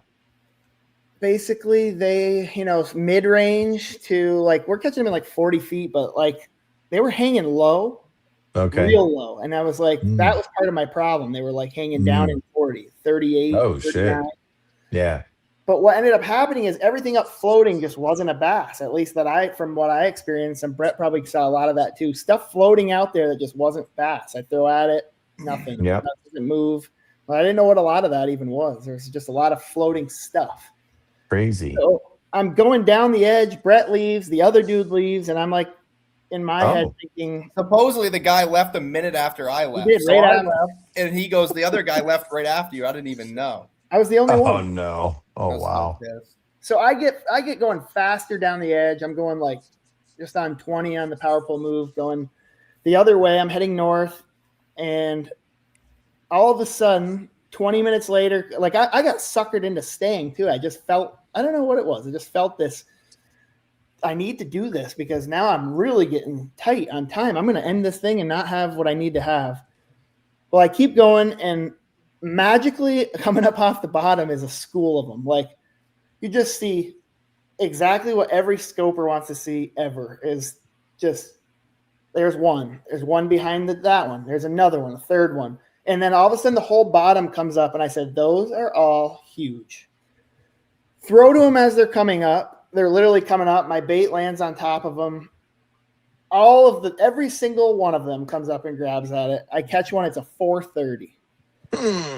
I go, this is exactly what I needed to have happen if I want to win this tournament. So I catch that one. I keep following that school around. I catch a 380. So now I've got like a bag. But I have like 40 minutes left. I catch a couple 370s out of that group. I said, so my smallest fish at this point is under 4 still. 380. So I had 2 under 4, and I knew that. And then I got the one out there was a 430. Now I have 1 left. So in my head, I said, I need to get rid of that fish, and I will probably have a shot at closing this thing out. Yep. So like with 10 or 15 minutes left of scope period, because I'm committed to the rest of it after seeing that. I find that group again. I lost them for about 20 minutes. I find that group or another group doing the similar thing. They were down low, but shooting up. Catch another one in that group, 428. Nice. So now I'm like, I've had 5 minutes of scope left. I shut it off a minute early, but I literally, this is cool. Right before I shut it off, I'm dropping down. I'm having them chase me up. Like, I have 1 minute left. I'm like, dude, I can't even get these fish to bite right now. Like, I'm done. Hindsight, Brett tells me all I had to do is pull my trolling motor out of the water and leave my line in the water because I'm not scoping anymore. I could have done that. But in my head, you're just just change the screen on your graph. Like, it's all new to me. So I'm like, scoping done. Like, once you're deep too, what else are you doing? So he's like, you should have just done that. But they were chasing me up as I'm pulling my line out of the water for lines out. Wow. So I was like, I had the group fired up, and I told my co-angler, I was like, how many times have you ever had to just completely quit with a fish that's about to bite, like in the middle of a tournament, and you say, sorry, I can't catch you? Like, crazy. I've never had this. That is crazy. Craziness. But I ended it, and we just said, you know what? I did exactly what I needed to do. Now I have a shot at winning this tournament. Now what do you do for the rest of your day? I had like an hour. What was it? I ended at 12:25. Got away in it too? Yep. I ran back to the largemouth stuff that I had fished earlier in the day, and I caught like another 4. Oh, shit. It helped me like a little bit. Maybe it was like, it put me, I had everything was over 4, but maybe I had a 390 in there, and then I caught a 4 and it got rid of the 390. It was like, it helped me, but barely. Yeah. Now on my scale, it says 2208. And I was like, that's pretty stout. Like, that's about what I feel like is going to win this thing. Mm-hmm. Fish all the largemouth stuff again. I literally run all the way up there, and I fish all that stuff again. Literally everything. And it's just quick. I was just running through it quick. And I catch a couple, but I was like, why did I just fish behind myself on something that I knew? Whatever. Give up on that. And I've got like 30, 40 minutes left. I run to some random deal 3 miles away. Another like clump of grass, but it's got nice, hard, really small clump. Yeah. We got 30 minutes left. I pitch in there, catch. I caught a bunch out of this one, actually, like 7 or 8 fish in 7 or 8 casts. Holy shit. They were just piled in that one clump. Like, it was like unreal. And anytime I've ever seen that, sometimes you catch a giant one. Like, a lot of times the big ones love to just be out, completely away from everything on their own. They're just big. Yeah. But this one, I set the hook on this one, and it just like starts swimming through the grass sideways. And it's like, it's going, I'm like I'm like pulling on this sucker, and he's just going. I'm like, this doesn't feel like even a bass. He's swimming. He's cutting all the milfoil to my left. Mind you, I've got 50-pound braid. Holy shit. I start like I'm like horsing him out of the grass, and it comes up and jumps. I'm like, oh my god, it's a gigantic bass, like a giant. I don't catch many crazy giants, so it like shocked me. I said, dude, grab the net. This one's huge. Needless to say, we get it to the boat. He goes after, grabs it with the net, and I was like, oh my god, how big is that bass? It's literally like this big around, like thick and probably 20 inches long. Holy shit. I throw it on the Bubba, 570. Oh, 570. wow. I'm like, oh my god, what just happened? Like, never had this happen in a tournament where I said I need something crazy because my smallest fish is 4 something. Like a 4, it was like 410. I forget it all because it was so crazy. It was just it was crazy. This was all just crazy all day. But catching that fish, I have a 410 in my hand. I'm about to cull, and I'm like, this can't even be possible. I'm looking, triple, quadruple checking before I do anything else because I just said it's unbelievable. So I throw that sucker back, and my Bubba says like 2368 or something. I was like, oh my god! If that didn't just put the nail in the coffin, I don't think I can win ever. And it did. And it did. Incredible, man. Literally incredible. That's good stuff. Congratulations, man. How did it feel, man? That's your first major win, right? First major win on Lake Champlain. I won one on the St. Lawrence a few years back in ABA. Okay, got it. 2021. He won. Okay. He beat JP. JP came in second in that one. Oh, yeah. Travis, were you fishing that? Yeah. Where was Travis? Travis was in that. He dumped him. Did you come in with one giant you had to weigh? Was that the one when you had like a 7 something and he's like, I got to weigh 1 fish?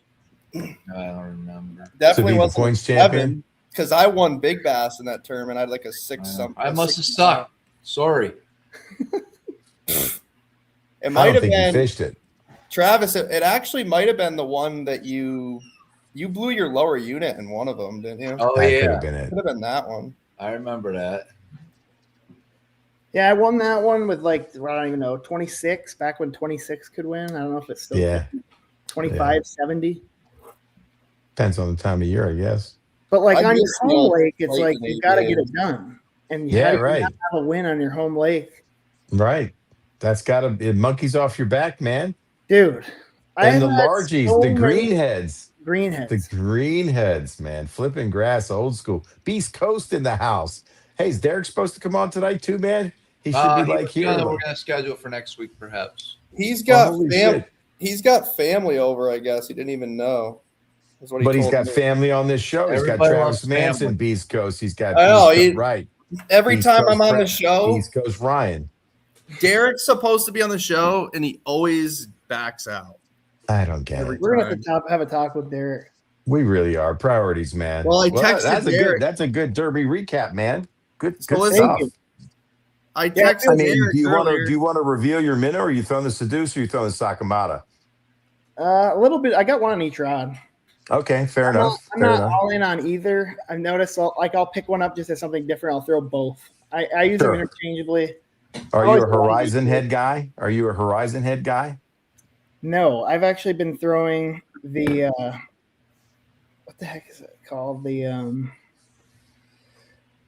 my goodness, Brett, what's Black Sheeps? How come Ryan doesn't even know what tackle he's using? No, half the time I don't because I try so much new stuff. You're throwing the Black Sheep, Yes. I get the search for things, man. What I really do. What's the hook on it? It's what's the name of that hook? It's the Black Sheep. The one that's brand new? Yeah, brand new. Or the Cypher Head? No, the Black Sheep one. I didn't throw a heavy hat. I was only throwing a 1/4 ounce. What does a Black Sheep have in it for a jig head, for a hook? Is it a VMP? Could be. I don't know. I don't minnow. All right. So how did your code do? You had a code all day? Yep. You had him around a lot of fish. How did he do? He ended up catching 3 for 7 pounds. Okay. Not much. Limit with 3 fish. It was that's tough, right. though.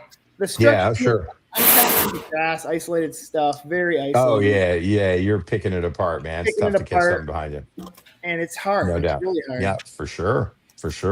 This thing has a VMC Redline 4-aught in it. Yeah, that's no way. VMC. Our buddy Alex Vanadium steel, designed man. this head. Vanadium steel. You know, Alex Alec Morrison? Morrison, he designed this head, but it's got a 4-aught. I didn't know the name of it, but it's a black sheep. What? It's just a black sheep roller head or something. Roller head. Got it. It's What, like what brand pound new. braid to fluoro are you using on your minnow setup? I actually do probably go completely against the grain. I was Let's hear using it. 10-pound braid with a 12-pound fluoro leader. Okay. Why is that against the grain? Because some guys are really stepping it up even higher on the St. Lawrence, right? So they can just hog on those fish. I just But hear go a ahead. lot of, like I hear a lot of people say like light line. They can, they're all line shot. Our fish, I do not believe are line shot. I think I go Okay. like 15 or Yeah. 20-pound braid to. But I've really had good luck with 10 to 12-pound Yeah. leader, and Okay. they don't Very care. cool. You can horse Okay. them a little more. You need to horse Sure. them a little more sometimes, and if you need to move them or Yep. get them right up. Like How that long's one. your rod, Ryan? 7'3", medium light action. Oh, I like the longer rod. Yep. I know some guys want that shorter minnow rod, but I just anyway. No, I don't Interesting. like. I like the 7'3" because it gives you that little longer cast, and you can really bomb it Mhm. out there. Yeah. And the rod that I'm using is the Kistler Z-Bone. It's one of their new ones this year, and Mm-hmm. the one they have this year is extremely good. Cool. Nice, man. And what's your gear ratio on your reel? I think it's like a 5. It's just a standard 5 Yeah. something. What Yeah. reel is it? The Nasi, what is it? 5. Or a Shimano? Yeah. Or whatever. You're throwing that Nasi one? I don't know. I don't have. Maybe a 6.3. Is it? Probably faster than a 5. 5's slow. Depends on the amount of line per turn. But anyway, It's probably All a 6. that's what This I'm thinking. so this guy Wise Fishing, he says I like the Joe LaBarbera head. That, my friend, is That's what a I have. custom. That's a This one is custom. custom. I've been making it up here in the Brett shop. is customizing it. Tungsten I love head it. with this is a Gamakatsu 602 jig head. Great. I've been Hook. making these up. I've been using these this year, and it's been pretty solid. Mm-hmm. Great The hook. hook is very stout. Great Very hook. stout. Let's test it out. Yeah. Let's put it through my hand. Let's do that as if I haven't done that. Did you see that, Eric? Nobody probably really saw this. So on live in the pro circuit tournament, I was on live the final day. In the first hook or the No, first bass I what? caught at 7 a.m. or whatever, 6. We took off at 6:30 or something. Dude, I'm unhooking this. It's a 12-inch smallmouth shaking, and I'm like trying to grab my line and grab the fish. Well, No dude, way. the fish comes off and the line just slingshots up, and the whole entire drop shot hook went through into my hand. All that was sticking out was just the line tie. I said, "How?" It's on live. This is if you go back and watch it, it's completely embedded in right here, in the palm of my hand, and I'm like, What I'm are we gonna do now? I go, "Oh my god, dude!" I tell the camera guy, I go, But it's like I can't cry on camera. "No, it didn't." It definitely didn't make me want to cry, but I was like, I don't know how I'm even gonna fish, dude. Like, Well, how'd you get it out? Huh? What'd you do? So I literally just grabbed my pliers and I grabbed my pliers and tried pushing it in more to try to Through? because dude, the whole bend of the hook was through the palm of my hand. So I'm No. like, it's not even coming back. Like I'm gonna go I'm No, gonna push it all the way through. you can't punch through your skin surface. It's the hardest. I tried to do it once with the Rapala. I almost fainted. I finally did punch it through my skin on my arm because I pulled it out of a reed and shot back and hit me in the arm. Dude, I cannot believe how tough your skin is to punch a hook through. So what'd you do? Back it out? I grabbed the pair of pliers and just pulled on it as hard as I could. I yanked it right out of my hand, and I was bleeding everywhere. And I was like, I'm literally have a chance to win this tournament right now. And the first smallmouth that I catch today 12 incher. and I hold the rod in my left hand, so it's literally where I grip like all the cork is riding right where the thing is. I'm like, how am I even gonna fish with this in my hand right here? Like, this is gonna be insane. Like, I ripped it out and I was good, but it was Did you have like any tape? Like, did you tape your hand up so you weren't bleeding? Did you have? I Or had is there blood all over your cork now? yeah, I had I want to see that rod, man, with the blood stains. no, there wasn't much. I had hydrogen peroxide literally right in the console of the boat, and I just grabbed it and dumped it all over my hand, and it stopped bleeding Basically. after like a couple minutes. But because it was just a Crazy. small hook, it was a size Oh yeah, 4, you're right. a size 2 BKK or a size. I think it was a size 2. That's I usually crazy. use the 4 on the St. Lawrence. I use the size 4 BKK, but because they need more Yeah. action. But Champlain, I typically go with a 2 because Champlain, bigger mouse on the fish. You don't need as much action or whatever out of the bait. Like it's a little heavier duty smallmouth fishing, but Right. so that was almost a real bad deal. And Damn, that was dude. the first time in like 15 years that I had a hook go past the barb in my hand. And the other 2 times it happened, I had to go to the hospital for both of them. I could not get Holy moly. but Well, so do you want to go through your tournament, Travis? How you doing on time, Travis, over there, bud? I know you got a guy in the morning. I just man. got to work in the morning. I don't care. We're an hour and 40 in. Brett, let's talk about which tournament you want to cover. You want to cover your BFL? the Or do you wanna BFL, cover like, your- listen, I can go quick on this one. The BFL, Okay. I was boat number 13. So I was Yeah. like, oh shit, lucky 13. You got to be kidding No me. way. I draw a 16-year-old kid for my co-angler, his first time ever. What happened? Just played a vanishing act. He did. I don't know. I don't know, man. He'll be back. He'll be back. Wow. All right. So Why Ryan, is where's everyone that pick trophy, on- man? Why is Where's the everyone heart? picking on my shorts in the comments? You're not wearing. You mean the shorts that were in the video? You've been wearing that. Those are your tournament shorts. I You've been always wearing wear those for those years. shorts. 5-inch inseam, not a big deal. It's not Everybody Tommy has the Biffle stuff. shorts. Those are kind of short shorts. Do you know, like no, there's Tommy Biffle definitely wears shorter shorts than me. that was 1970 something. That was in style, man. I think it's just your height and the short length. Maybe people are looking at him and they're like, yeah, he's a pretty tall guy, but like they just It's a lot of they leg look a little showing. shorter. Yeah, I mean they got long legs. I'll wear Caprice next time then. Do girls still wear those? I always hated when girls would wear those. I don't think I'd never see Those them. are the wearing- ugliest. Those are the most. Besides aviators, those are the most unattractive things out there. No, they're I like don't mom, think like that's a thing anymore, kinda man. Like yeah. like a very professional, like a very anal mom, like very Yeah, capri. That's right. capri. You That's roll right. in, you got your little sneakers and capris. Yeah, that was cool in the 60s, man. Bridget Bardot used to wear capris, bro. You know who Love Bridget Bardot is, man? No, Okay, come on, guys. Way Travis, you ever before. heard of Bridget Bardot? Who in the comment knows who Bridget Bardot is? Bridget Bardot. Yeah, man. I don't know famous why French these comments are actress. so small, or am I just having bad eyesight tonight? Dude, I can't see any of the comments tonight. Why don't you start posting a few? I will.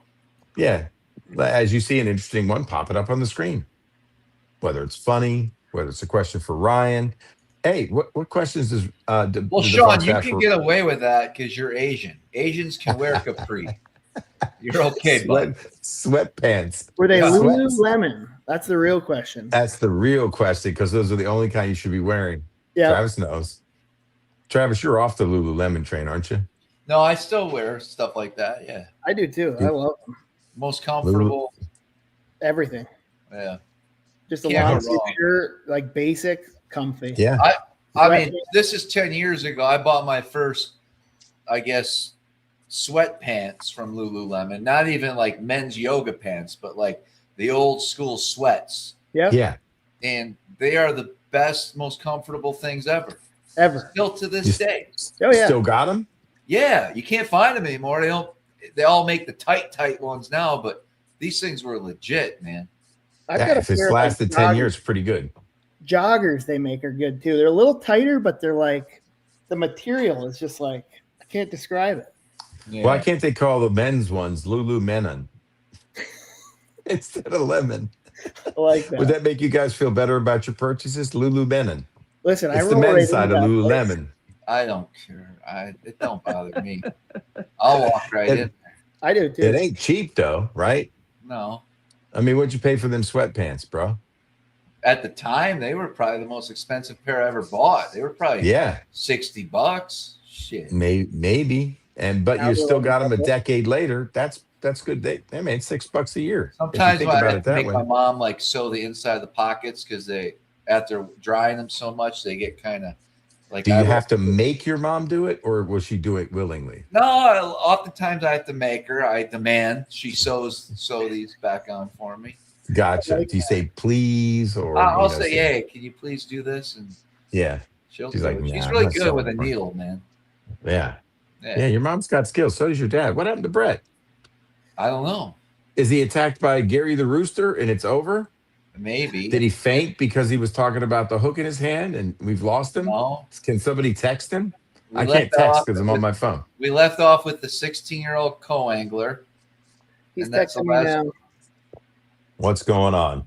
He says I'm in the came back. through. He's really in the does- who? He says Travis, I'm you in got the to add back. him. So what's that? He's You in gotta add the him back. background. Travis has to let me in. He said. Oh shoot! I didn't even see him down there. Hey, bud, welcome back. Travis, what the fuck? Yeah, We were talking about I just Lululemon, thought you comfortable just sweatpants. popped back up. For some Yeah, reason, it just my mom's- whole thing cut out, like I was gone. That's weird. All right, 16-year-old co-angler, man. Keep going. Okay, so yeah, I drew a 16-year-old co-angler. It was his first time ever as a co-angler.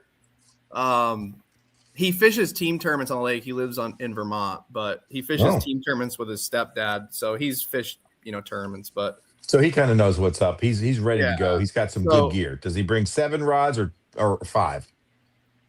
yeah, he probably had like 7, maybe a few bait casters. Sure. Want you? Yeah. I'd probably bring. I mean, it depends, but I told him, I'm like, dude, we're either gonna flip grass, like we're gonna either fish milfoil or we're gonna scope for smallmouth. So like, bring a drop shot for when I do that, and then bring like a. Oh, you Top go into water that rod. detail with these guys? I told him, I said, I'm gonna probably maybe top water fish. I'm gonna flip grass, so bring like a jig and a Texas rig or a Senko, whatever you Damn, want to throw in the Travis. grass. He's And then hooking I'm him gonna up. scope. So I gave him like 5 rods. Like these are the 5 you should bring for what I'm doing. I'm not gonna Carolina rig. So I'm he- not gonna go why to would you full want to bring- spinnerbait. What? I'm so confused right now. Okay. Well, that Well, he's I actually drew- telling so his the code kid- what to do. Well, the kid that I drew, I'm friends with his stepdad. Like I've known him for like a long time, Oh, probably so if you 15 give him years. So misinformation, you might get blacklisted. the stepdad calls me and he's like, "Hey, you drew my stepson. Hey, what's he gonna need? Because he's at work right now." And anyway, so I just talked bring to whatever you're confident in. Yeah. We'll have the opportunity to throw a bunch of different baits. I might be in 4 feet of water. I might be in 40. Whatever you want. Just I got plenty of room. I got a space in the back for you. I'll definitely have the seat back there. You'll be good Oh to my go. God! bud. Bring that over here. wait till you see this. Guppy's coming in here, guys. Wait till you Let's see have a what look. she has. Wait till you see what she caught. Oh, that's a you big better ass have toad. toad. That's a big toad, Look man. at how big this dang toad is. I think it's Wow. like the bass I caught this week. Should I It's- weigh Dude, it? that's the first toad that's made an appearance on Smallmouth Let's Crush. We had frogs, but never a toad. You're gonna put him on the We're gonna weigh Bubba? it on the Bubba scale. Hold on. Oh, that's cool. How are you gonna do that? Oh, did he pee? No, that was a feather. Oh, okay. Where'd you find him? I found him out in the barn. 5 ounces. He was in the barn. Travis is pretty good at that. He was out there with baby Roosty. No. I'm gonna say 4.5 ounces. He Ryan, was in Gary's barn. everybody's got to guess. He's But big. listen, Look at Naomi's hand. this is what I'm gonna do. I'm gonna put him in a hat. I got him. I'm gonna say he's like 3. Wait, let me think here. I'm gonna say he's like 3 ounces. So I'm gonna zero the hat. Okay, the hat is zeroed. We'll put him That's in a the hat. great comment, Travis, from Sean. Okay, Sean Lie, that's hilarious. All right, what's he got? What is he? he's moving around too much. Oh, 0.22. So he's like right at 4 ounces. I had 4.5. What'd you say, Ryan? I said 3 something. 3. He's Travis like said 3.8 ounces. I said 4. I said 4. What did I say? That's a 4-ounce toad. Or did I say 4.5? There were 2 out there like that. This was the I might have said 4.5. Ryan, you might have won. You should I have was shoved like that thing 3.5. down in largemouth's mouth. Yeah. Oh, you aren't gonna believe this. Speaking of largemouth mouth, I gotta go. Yeah. I gotta go on a little tangent because this is so Yeah. cool. Yeah, that's cool, Guppy. Thank you. Yep. That was unreal. I checked my live well 2 weeks ago. Yeah. After maybe it was 2.5 weeks ago. I can't wait to show this either. I'm like, for some reason, my bag was like 4 ounces or 5 ounces off. I'm like, the bubba was like, it says 20 pounds, 1 ounce. I Yeah. weighed my fish in on the official scale. It's like 19.87 or something. And my bubba said 20 pounds, 3 ounces, and I weighed 19.87. And I was like, that's crazy that it's off that bad. Usually you get a little help. So I go to my shop or whatever. You know, they spit up stuff in the live well. You're thinking like perch, sunfish, Sure. crawdad, Yeah. alewife. The regular stuff. The regular stuff. I go to my live well the next day too. This is not the same day. Literally the next day. And I don't know if I can show this. Sure you What- can. Yeah, you can show it. On your phone? Yeah, what day was that? Right here, I believe. I go to my live well, I see something in the bottom of it. I'm like, what the heck is on the bottom of that? Turtle. No way. Dead serious. Wow. Was it alive? It looks alive. It wasn't. I think it was alive when the largemouth spit it out, but I found it the next day. Holy moly, How man. big That's was that? crazy. That turtle is literally like, I'm going to say it was like 8 ounces. It was probably 6 inches across and 3 inches wide. Like So- probably perfect. So it came from one of your big largemouth. Yep. Oh my God, that's nuts. Like it was like literally like an onion. And I'm like, it came out of a 490 largemouth. Holy moly. Yeah, that's big crazy. 5-pound largemouth eating turtles. Since we're Isn't that talking crazy? about tangents and everything, I have a quick one, if I may. Yeah, let's go. I was out there today in probably about 30 feet of water, and we noticed a seagull feather was floating by the boat, about 4 feet, 3 feet down, 2 feet down.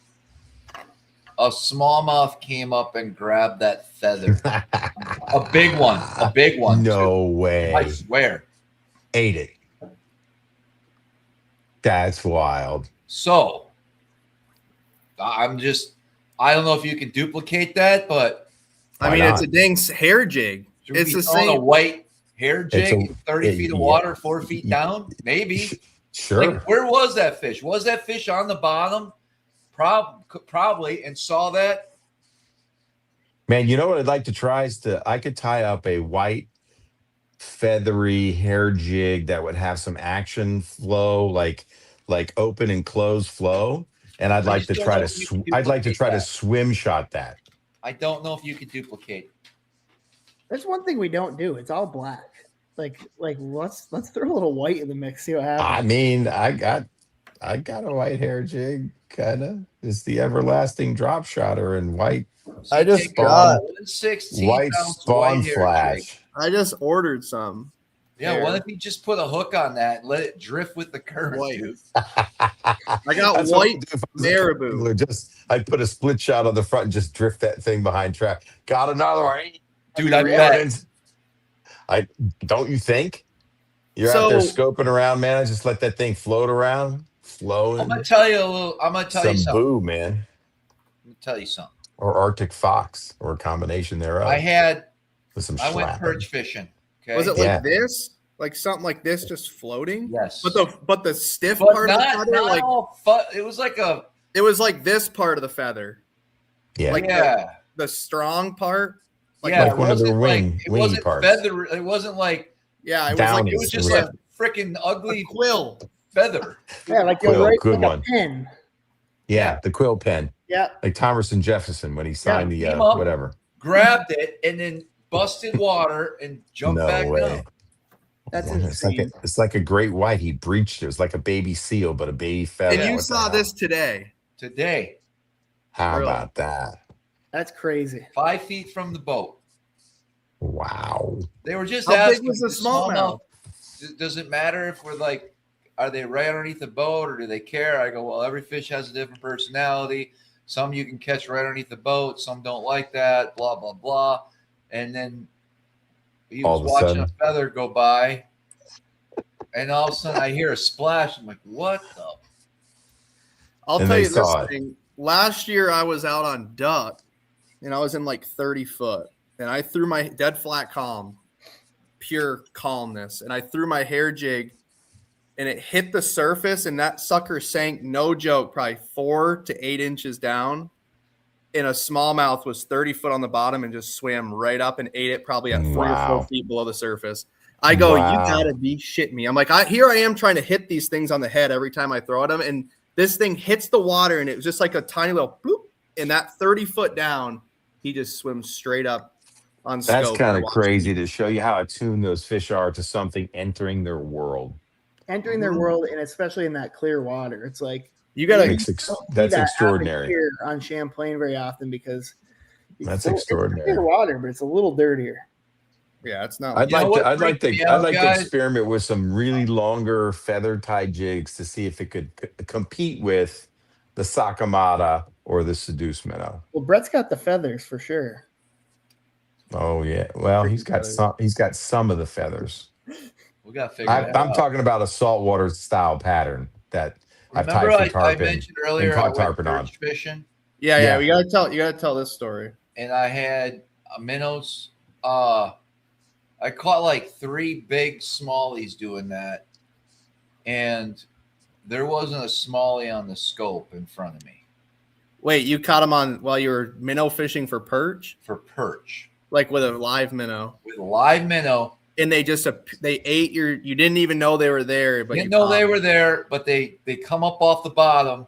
Like I bet you we're scoping so much, and I know this. I feel like today I dragged a jig for hours and didn't mark a fish below me. Wow. I think so many fish are so tight, especially in these conditions. And I'm sure it's similar to Champlain, but I think. And when you say these conditions, what do you mean, Travis? I think if you were on a natural, like maybe a really nice flat, you'd be able to pick out Okay. the fish a little bit easier. But in this irregular bottoms and slopes and weird shit, if they're tight, you don't see them. man. Interesting. Pull them up. I don't know if it's the pressure. I will say, I don't know. I think we all have experienced this. These fish have gotten so used to being thrown at that if you get a fish that does not bite, what is the first thing he does when your bait lands next to him? He beelines it to the bottom. That is their safety. It's their cover. They get down in the bottom, you can't see them. It's immediately so a fish will be floating. You maybe say we're in 40 foot and he's in 20. Yep. He's just sitting there having, he's chilling. He could have been there for 5 minutes. As soon as your bait goes near him, he recognizes this is danger, immediately to the bottom. And he doesn't. Sometimes they come back up, but a lot of times they get down there and get lost. Interesting.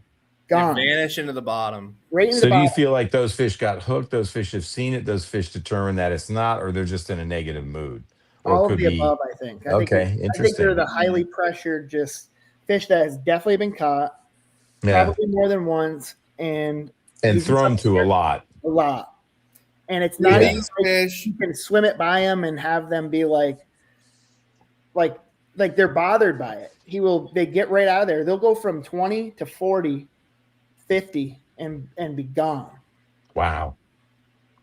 Yeah, they will get the bait you'll throw to them and it'll be coming right on their head and they'll get 10 feet away from it and go right back. So they opposite way. recognize something as it's getting closer. to They them to see say, it "That's and they now." kind of get curious, but when they get like Champlain's clarity is around 10 feet. So it's like when they get around 10, 15 feet, they can really get a good idea of what it is. And dude, I'm telling you, they see that thing and they all used to eat it. Every single one of them basically would eat it. like And 9 now 50% of them will see that and just they'll go right down to the bottom and they'll blend in with the bottom and they'll swim along the bottom and then they'll come up like 100 feet away. They might come back up and show themselves again.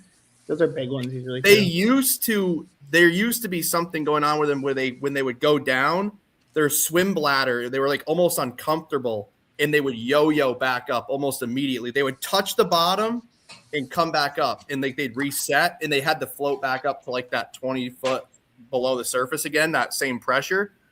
And this was like 2-3 years ago. And every single year since, they've learned to get down and stay down even longer than they like used a deep sea diver. They're like conditioning their acclimating bodies. to it. What? Because it's That's like a crazy theory, Brett. I'm telling you, I like a it, real though. thing here. And they're like learning how to stay down. Like their swim bladder, maybe before they used to not be pressured, so their bladder wasn't getting as much exercise, but now I think it's getting exercise.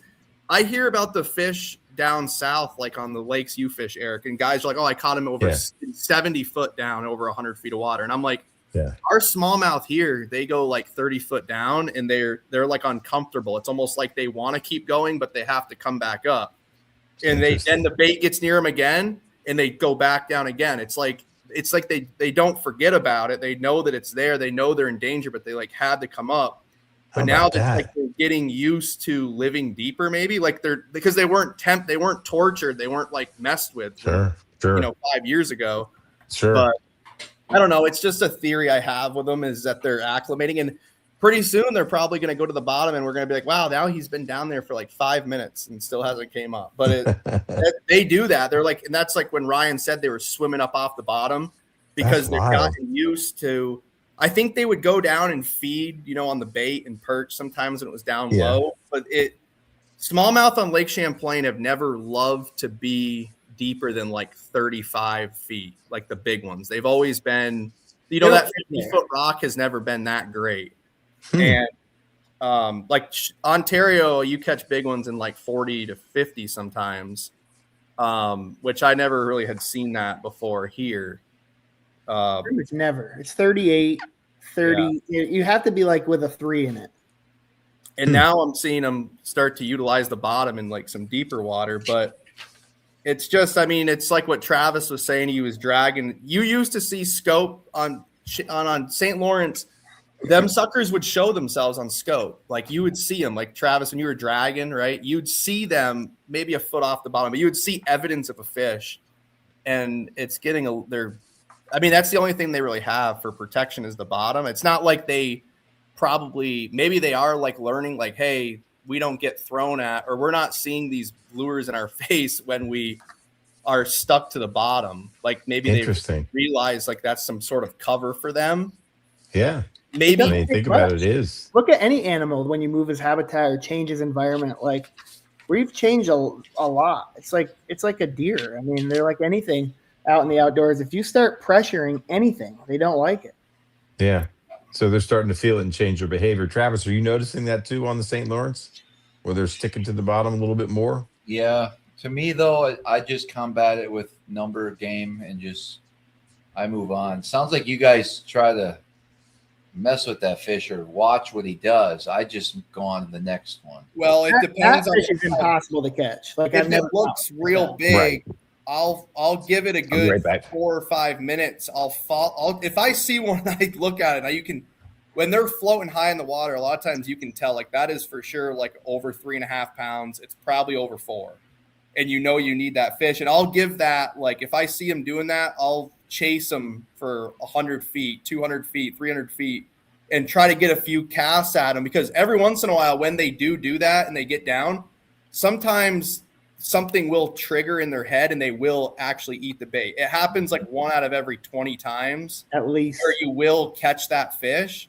but for the most part it's a lost cause. So a lot of times I'll chase them if it's calm, if I know that I can get good casts to it. But if it's like windy, my boat's blowing 8.8 miles an hour the opposite direction, it's like, man, this is a lost cause at times. But sometimes if the conditions are right and I can tell that fish looks real big on scope, it's worth it to try to make another cast or 2 on it. Right. I can, but they like this year, usually they kind of get worn out by like September, August, September. But like this year, mid-July, I was like, man, these suckers have already been like tormented. It seems like they're already acting super weird. They're already like, they call it swerving the minnow. A lot of guys you'll hear kids say that and stuff. And like the lingo.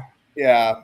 Like where they just swim up to it and they kind of look at it and then they just turn and dart away and go the opposite way. And it's like, they haven't really been tormented with, and you've heard of fish doing this on the Tennessee River too. Like the schools offshore, guys used to say they'd always get like a month or two out of them before they were so beat up that they would break apart and the schools were hard to catch. And then now you'll hear guys saying it after like 4 days. Like the fish show up in early, end of May, and by the first week of June, the fish are so beat up that they don't they're hard to catch now. Like it used to be, you'd get 2 months of blasting them, and now it's a lot tougher just because so many other people have learned about it. And well, that was one of the things that I told you, I couldn't tell you, that I wanted to tell you, was before your cutoff.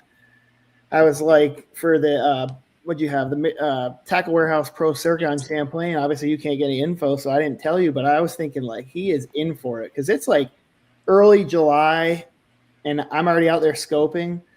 Everyone I'm throwing at, I'm catching like 1 out of 10, 1 out of 2 out of 15. Damn. And it was just horrible odds. And I was like, I can't wait for Brett to see how awful this is. Like scope should be on fire right off the rip. The ice is out. Like we're in July mode. The fish are deep, and they just were like how they were last year in September. And it was like, why? They've had all winter to relax, and I don't know what it was, but I think it's gotten a little bit better because it was horrible for a while. I don't know if a new fish, there's more out there now, but originally, like the pro circuit tournament. So I fished the pro circuit. It was like July 3rd, 23rd or so. That tournament, that was when the fish really first start showing up out deep. It's like the first, usually you'll start seeing them mid-July, like July 10th, that range. So like 2-3 weeks they should have been out there. And I was like, man, they were a little weird for me, but not as weird as like what Ryan's describing how they were prior, because I couldn't get any information from like June 18th to like July 18th. I couldn't hear anything about the lake. So Ryan was fishing a bunch of club tournament stuff around here and stuff, and I couldn't hear how he was catching them and stuff. But like when I got out there and started trying to catch them, I could tell that it was like, man, these suckers have already been like fished for a lot, and they might not have even been fished for. And it was just that they have learned over the years, like, oh, there's another Sakamata shad coming by my face, and they turn it. But somebody asked if the lake trout and the smallmouth don't mix on Champlain. Maybe in the spring you can. In the winter, I have caught lake trout and smallmouth on the same like rock piles, but it's more wintering stuff. Like cold water, 35 to 40 degree water temps. I've caught them mixed, but never in the summer. No. Have you ever seen them mixed, Travis, over there? Not here in Wisconsin, I have, but Lakers get too deep. that was the fall thing too. Yeah. It's like a 130 here, 120. They catch them deep, our Lakers. Yeah, lake trout in the summer, they're super deep. Here in the smallmouth are not there. But you think that those smallmouth were blended in with the perch, Travis? The ones that you were catching the other day? No, I would have saw those marks. I think they just were so tight and just. I promise you, they went to bid a jig. No. Yeah. Live bait fisherman, bud. Yeah. What were you throwing? Pinhead minnow? Fathead. Yeah. But my co-angler, so I mean, oh yeah, back to your co-angler. My co-angler, we pull up to our first spot. Dude, my co-angler starts puking off the back of the boat. Oh no! What? On boat 13, No, the smallmouth are suspended. They are suspended. They're also using the bottom, but they're suspended 20 foot down and like 40 type of thing, or 30 foot down and 40. They're actually starting to be even deeper. Like now they're like suspending 4 or 5 to 10 foot off the bottom instead of in the past they used to be way higher in the water column. But I started the morning out on boat 13, 16-year-old co-angler. I'm idling out of the boat ramp and I hit my freaking prop on the bottom of the lake. Like I'm idling out and I've got a brand new Mercury Fury on this boat. Never hit bottom of it. And I go clunk off like either a rock or a log. So like I'm idling out. I'm like, oh, of course. Like how dumb am I? Like don't even know to trim my motor up. Like when I'm idling out of the ramp. So like there, I've just damaged my brand new prop. Get out there and pick up the co-angler. We run to our first spot. The dude's like, man, I'm not feeling that good. And I'm like, yeah, what's going on? And he's like, I'm just going to lay down here. And then like 5 minutes later, he's like, hey, man, do you mind if I throw up off the back of the boat? And I'm like, no, dude. I said, dude, you can do whatever the hell you want back there. I don't care. So no. This poor kid, man, he was fine all like in the morning, but just something hit him all. Like he caught one smallmouth behind me, flipping a jig like we were fishing grass. He catches one like a 3-pounder. And then like a couple minutes later, he's like, man, I don't really feel good. And he starts puking off the back of the boat he was like forcing himself. He just felt like he had to go or had to puke. So he's like, so for 2 hours, probably he was just laying down the back of my back deck of the boat, sick. And, I catch a couple 3-pounders and I'm just running some stuff, like some milfoil stuff. Like I said, I hadn't practiced. The last time I fished was during the pro circuit event. So I'm running a lot of history from that tournament. What did I see in that? What did I think could potentially be good? I'm just running stuff. And then I catch a 4.5-pounder flipping grass up probably like around 10 o'clock. So I'm like going to scope at 10:30. 10 o'clock, I catch a 4.5-pounder. I'm up to like 16 pounds. Go out and scope for 3 hours. Right away, I pull up. I see the Ryans on that one area. I leave there. This next spot I went to, I catch a 4.25. And I catch him, and he spits up a perch that's as big as his entire mouth. And somehow my minnow was just squeezed in between. No way. I said, I can't even believe I caught this fish. Like that was so lucky. I get up to, I'm probably at like 17.5 pounds at that point. I'm running a bunch of stuff, and I don't practice, so I'm like, I've got 3 hours to run 3 or 4 zones, and I need to sample each zone real quick and try to see what has the potential to catch me 4 more, or at this point, 3 more 4-pound class fish. And it's a chess game now. You've got to move quick. I mean, Travis understands this. When we run down to the mouth from Messina, you pull up, Travis gets on his first place. He drifts it 2 or 3 times, and you got to make a decision like quick. You got to be like, I'm done. Normally, you'd maybe give it 2 hours. Right. But in that amount of time, you have to go quicker, 30 minutes. Right. Drift. Like, this isn't good. I need to move because I know that I'm not catching the right size fish. Like maybe you're only catching 3 to 4 pound class fish on the St. Lawrence, and you know that you're not even going to get paid with that probably. So same thing with this now, this 3-hour live scope rule. You got to be on the move, and you hope that you land on them right away, and then you get your 3 hours. You can kind of coast around, scope, and do your work. But so I was kind of in a rush with that. I catch one big one. I had one other big one that like mouthed my minnow, loaded up, and I like went to set into him, and I pulled it out of his mouth. Huge one on scope. Like it could have been a 5-pounder. It was for sure like a 4-pound class fish up to, it could have been an absolute giant. There was 2 of them with it. The first one went up to it, was about to eat it, kind of backed off, and the second one just swam up, ate my stuff. Miss him, and I ended up catching a couple more 3.5-pounders. I weighed in 18-14 and came in 8th place. So got a top 10, got some money. Didn't really have a shot at anything spectacular. I maybe could have had 20 pounds. Sure. If I would have landed a couple of the fish. I had a few big ones come up and just get right on it and not eat it. They'll get like a foot away. They'll blend in with the bait. So they're on it. Wow. I can't even imagine what they're probably just like an inch behind the bait, just looking. They're nosed up on it. That's crazy. And they just, we see it too on the St. Lawrence. You'll see I mean, even on the lake for real, like because there's no current, but them suckers will be on it, and you'll be like, they've been down there for like a minute, just like staring at Nosing it. Oh, no way. Damn, you hear that thunder? But I'm that's what they do with the minnow too. They'll get right up on it and they'll watch it. And if you mess up your cadence at all, Holy swim. crap! Did you hear that one? yeah. Thunder. Whoa. That sounded big. You guys are getting the storm I got That a just couple hours back. blasted here. My dog just sprinted to her kennel. So had a solid tournament. I mean, That's a good tournament. you can't complain, I guess, when I needed like over, I think 20 and a half pounds was like top 5. Okay. Somebody had 21-13, so kind of scared Ryan a little bit. Mhm. He goes, waves current. I said it was very calm Saturday. I can see how the coke could be seasick.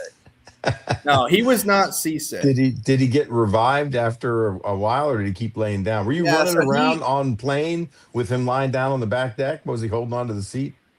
I only moved one time when he was sick, so it kind of made me. I'm not gonna say that it made me stay in that spot for as long as I did, but it kind of did. I was like, I would have liked to have left. Like I made 2 passes, and he was like, he got sick on like the second, halfway through the first pass. Yeah. So I'm like, okay, I'll go back through. Maybe it'll be like I'll catch him. I don't catch any, and then he's still back there, and I'm like, I'd like to leave right now. But then I look to my right, like, and I can see some more topped out milfoil because it was so calm. Look at that grass. Like, let me go flip that. So I go over there. I catch like a 3-pounder. I catch a couple pike.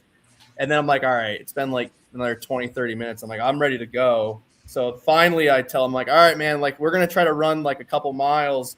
So he's a young kid and it's not like he's spry. So he jumps up, gets in the seat, and we run down to our next place. And around when I was fishing in there, he kind of came back to life a little bit. And then he ended up finishing. Came back to You had him in the live well, gave him some G juice. Drink on this, sip on this, kid. Yeah. If it was Travis, he would have got on plane. The kid would have rolled off the deck. He's like, "Where'd my go?" Travis or Samata says Travis would have pushed him overboard. Yeah. No, I wouldn't have. I would said, "We gotta go, bud." We got buck up. We gotta go, bud. I caught one big one. I've been flipping the Beast Coast Vanquish jig a lot. Mm-hmm. It's a 1/2 ounce.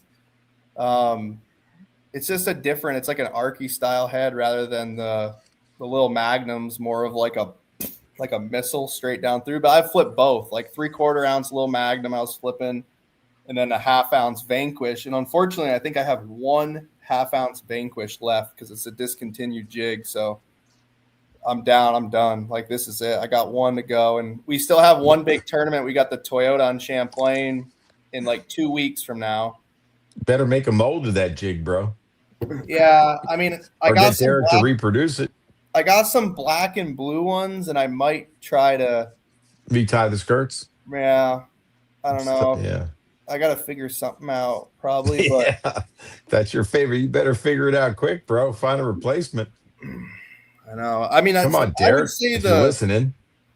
I would say the Lil Magnum probably is I probably like the Lil Magnum more than the Vanquish, but they do different things. Yeah. So I have them both rigged up. Yeah. Arky style is good for doing whatever you need to do. You could be around rock, wood, dog. Good versatile jig. It's a good one to always have tied on for any situation too. All right, I got a question for both of you. If I was the co-angler fishing behind either of you in Lake Champlain, and so I'm not flip. Now you're the co-angler. What would you do to catch fish behind both of you? Your best 3. What should they be doing when you're in the grass, and what should they be doing when you're out there scoping in the middle of nowhere? Not get in your way. Like, you could say, "Hey, man, that guy did everything he could do as a co to catch him." If you could coach him, let's say this. If the co's 3 fish added to your 5 fish weight for the win, what would you be telling them to do behind you? Honestly, if they couldn't cast in front of you? Yeah. So I know exactly what it is. I would have them definitely chatterbait. If you can get around any grass out there, like in the grass, you're just going to get a big one. Like, sure. if you can get around it. So like I'm on isolated clumps, but there's grass all over. These are Oh just hell yeah, he could be on the outside edge. exactly. And they don't. They're always trying to flip. They're trying to do exactly what you're doing. Yeah, and you're picking it They're apart. throwing a Senko in the grass, and it's like, dude, they're gonna eat what I'm flipping. Yeah. You throw a chatterbait. I've had coingers throw a spook, just to top water. Nice. Oh Big hell largemouth yeah. Behind me. Oh just hell yeah. bombing it too, like bombing Oh, it. like braid, baby. I mean, like 65-pound braid. You can throw it a mile. I've seen him Hey, do that. A plopper. Hell yeah. Now we're talking. This is Like- good stuff. Seen some big ones caught on stuff like that, but usually by the codes that really know, they're like, well, I'm not going to flip. He's flipping. I'm going to Sure. bomb a plopper around. Mm-hmm. What Right about I just have a side question because I haven't been to Champlain in a while. Is there like a good spook bite still? Can you catch a bag on a spook? In like June, July, It's You there can't right bud. now. You literally can't right now. you probably find it, but I don't think you're going to catch like the giant ones. The schools are not. They're not So the there. post spawn like, fish leave. They leave the grass. They're out. They're done. Like they're hanging around that grass June and July, and then they just go deep and like hang out on bait. In the abyss, yeah. But a lot of the you late, caught a lot three of them good ones, smallmouth- right? But they won't come up and eat a spook because they're buried. Like you got to flip them out. I've heard that they do. I haven't done it, but I've heard that you can catch them on a spook out over that deep water. Got I've it. heard people that do it because some of them are right below the surface, so I can imagine it. Sure. But like, it's so Interesting. hard to believe, or it's so hard to do. Like, I'm going to go out in 50 foot of water and throw a spook around. Let me ask you a question. So the co's out there behind you, you're in 50 foot of water or you're in 40 foot of water. You're doing your minnow thing. I mean, it's your day, right? What should that cat be doing behind you when you're out there scoping in deep water? If The he's only got a thing- shot at catching a fish. The only thing I could possibly think of that would be like effective, but you turn the boat so much and it's the only part that messes you up is literally, I think, a simple Carolina rig, because there's a lot of fish that are on that bottom. A lot of them we aren't seeing. I think. Could I drag it behind the boat? Yes. I mean, I'm essentially drifting, if you will, or letting the troll. I'm not really trolling if I'm still reeling occasionally, right? But if you're moving the boat, would that be illegal for the co to do? Drag a Carolina. You're drifting and you're dragging. But what I will tell you this is the entire Lake Champlain where you're around is covered in perch. Covered. Yeah. The bottom is covered. So you're dragging the Carolina rig back in the day and you'd feel like perch bite it when you're dragging it. You know it's getting good. Tick, okay, you're down. You're around some bass too, because the perch is on there. For sure. This entire bottom is covered in perch. So you're gonna drag that, you're gonna feel a bunch of stuff. Yeah. But I have heard of a couple guys doing it where they're just like, I just dragged a rig all day, and it makes sense. There's tons of them down there that just are down there. Yeah. If I was doing it for 8 hours, you probably would get 3 good ones as a co. What am I dragging? What would you drag if you were Carolina rigging? I mean, the only time I did with Darren Schwaybank. Remember him? Yeah, Ryan knows him. Yeah. Okay. So I fished with him, right? We jerk baited, we top watered big spooks, and we drifted Carolina rigs. And he had the same brass, that brass little weight that had the swivels on the end. No rattle, just that. And we were dragging. What do you think we were dragging? If you know him, you probably know. Darren? I mean, Yeah. Steve Crow's the most popular, but this was his go-to. This was a chigger craw. It was a chigger craw, 3-inch, like watermelon candy. And I think we were like tipping the things chartreuse, and we murdered them. He could have won on those smallmouth, he said, but he ended up going into the inland sea, top 5. But he said, I should have gone to the fish we were catching. I went up there to see Travis, by the way, because my son's playing lacrosse. So I fished with Travis for like a half day, got to meet him and fish for the first time with him. And then I hired Schwaybank for a couple days. Yeah, because Pete Gluzik from Bass U, because I was friends with Pete, he goes, like, give Darren a call. And I'm like, Darren, hey, man, you want to take me out? I'm up there watching my son play lacrosse. So it's like 2 half days with him, and we freaking raked him, dude. He was throwing the Rogue Perfect 10. This is over a decade ago. This was probably – so do you remember when Darren weighed, like, I think it was when he weighed like 22 pounds on day 1 of a BFL regional, and then the day 2 he only caught like 16. I think he came in like 3rd. That was it. This was like 2000, probably probably years ago. 2011 or 2012. It was like when Darren first showed up and he had we were like, who's this dude that's like an elite pro with the hockey jersey? Yes. It was probably around that year. Like, He Yeah. moved back here. He moved back to Plattsburgh in his van or in his Holy shit. yeah, it was That's like wild. his first year back, and Eric practiced with him when he was Yeah. practicing for that tournament. Yeah. Yeah. And Yeah. Darren ended up, he had like a big bag of largemouth. I think he day came in one. third. Yeah, he went to the inland sea. He said he should have stuck with some of those smallies. They were good ones. Anyway, but that's what we were doing. Drifting with the wind. Yep. Says the perfect wind speed. I mean, just crushed them. Who's that guy? And then he was throwing that Rogue Perfect 10 Yep. in like this color that it was one of the production colors. And dude, it was unbelievable. He was using braid to a fluorocarbon leader, which really got my attention. And I mean, he's snapping it. So I remember his gears were kind of stripped, but the number of smallmouths that Rogue Perfect 10 was bringing up, that's a big jerk bait. That's he was not using the jerk bait, straight braid or fluorocarbon. braid to fluorocarbon leader, and I mean snapping it. And that thing was like, you can't get that same snap out of throwing a traditional jerk bait setup with fluorocarbon. It has too much stretch. But it was so wild. I remember reading an Fisherman article about braid to fluorocarbon leader with jerk baits, way more action, but that's what they wanted. It was summertime, it was hot, and He would whip it. I remember hearing the stories. I mean, dude, What literally his how gears. braid would you do? That's a good question. I don't think you need Probably thick like braid. 20. You could use even probably, I think 15. Get a 20 really or- long cast. There's no stretch in 15. So The what are you only- worried about? You're The fishing only open thing water. is light braid. It's hard to will do that light- on a big cat. It'll eat your spool, right? Like Yeah. so, like a 15 okay, or that's 20 that's, pound that's braid. fair. That's when fair. you're jerking, it could I'm gonna bite go into with your 20. spool. I'm gonna but- try that like now. I think I rip my jerk. I caught a couple on jerk bait the other day. I Yeah. ripped it, but I use straight fluoro. I need to change that up immediately. I would be very interested to see, because summertime they're way more aggressive. The water's hotter, and that bigger bait, I that got my attention. I mean, it's way bigger than a Vision 110, and it's certainly it's one of the bigger jerk baits out there, right? There was an old Rogue. Way ahead. Darren was It's always way way ahead, and it's deeper. It gets deeper too. I mean, now there's way better jerk baits, maybe. I don't know. But he had it dialed in, man. It was pretty exciting to All watch, right, man. 'Cause I of got some- another weird question. Let's say I Yeah. take a 3/32 ounce white hair jig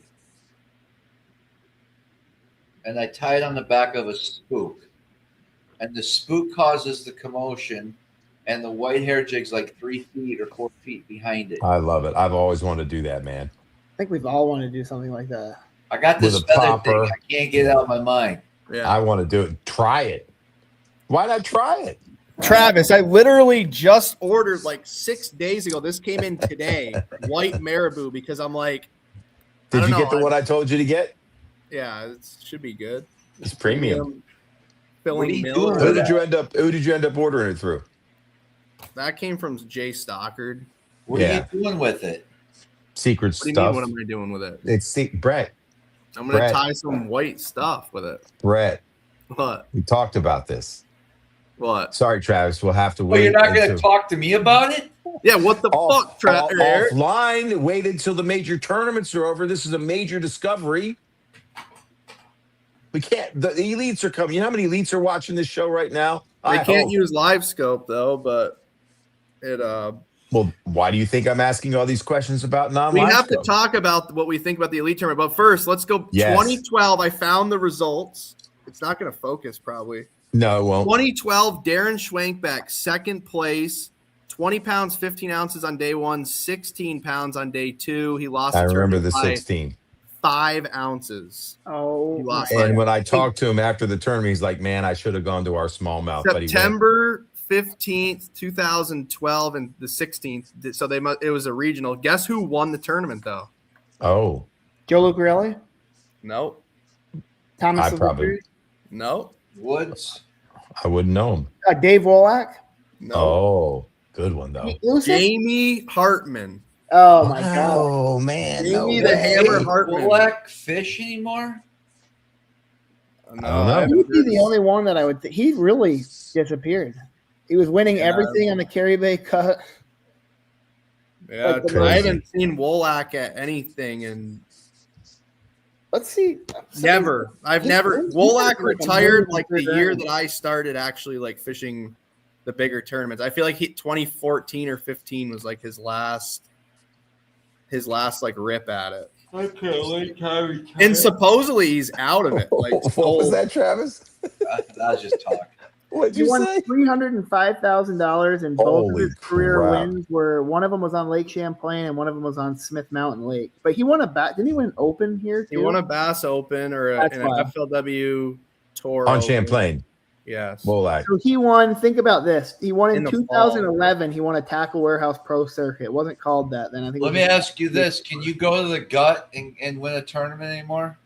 No, No, no. Mm. That's like. It's like I don't think so. there's not enough big ones anymore. It's all like people fish the community stuff in there all day, every day. They just sit on And they're the- scoping the hell out of it now, right? They're scoping the openings. They're doing glide baits, and they're doing everything that Holy you hell. really do. That was kind of just a little off the wall. Listen, Dave Wolak won a 4-day tournament with 81 pounds here, and second place was 73 pounds. Oh, he Damn, crushed he them. smoked everybody. 73 pounds was second place for a 4-day event. You know what it would be now? Remember he pitched a jig into a tire and caught a big one? Mm-hmm. Good memory. I fished that tire. I fished those tires in the pro circuit on day 3. I went in there on the final morning. I'm like, I'm gonna crack like 2 big ass largemouth. I found those tires like that up here. What? Really? Yeah. Really? Do those things hold fish still? The ones that I fished the other day, a couple weeks ago, I didn't get bit, and I was pissed. I thought I was gonna crack them in there. I was like, perfect time of year. I'm gonna pull in there first thing, and no good. I mean, I don't fish them enough, but I'm sure there's a Interesting. couple bass. So the elites start when on Champlain next week? No, it's right. nice. Today was the first day of practice. Yeah. Oh So shit! they're It's starting coming on up. Thursday. What's it going to take to win? Give us the prediction on total weight. Let's hear it for the recording. Everybody got to guess. 80, 84, Oh my For god! I don't 4 think days, no scope, right? 4-day no scope. 21 a 84. day. 21 I a don't day. think it'll be that much. I think Oh, Somebody's wow. going to do 20.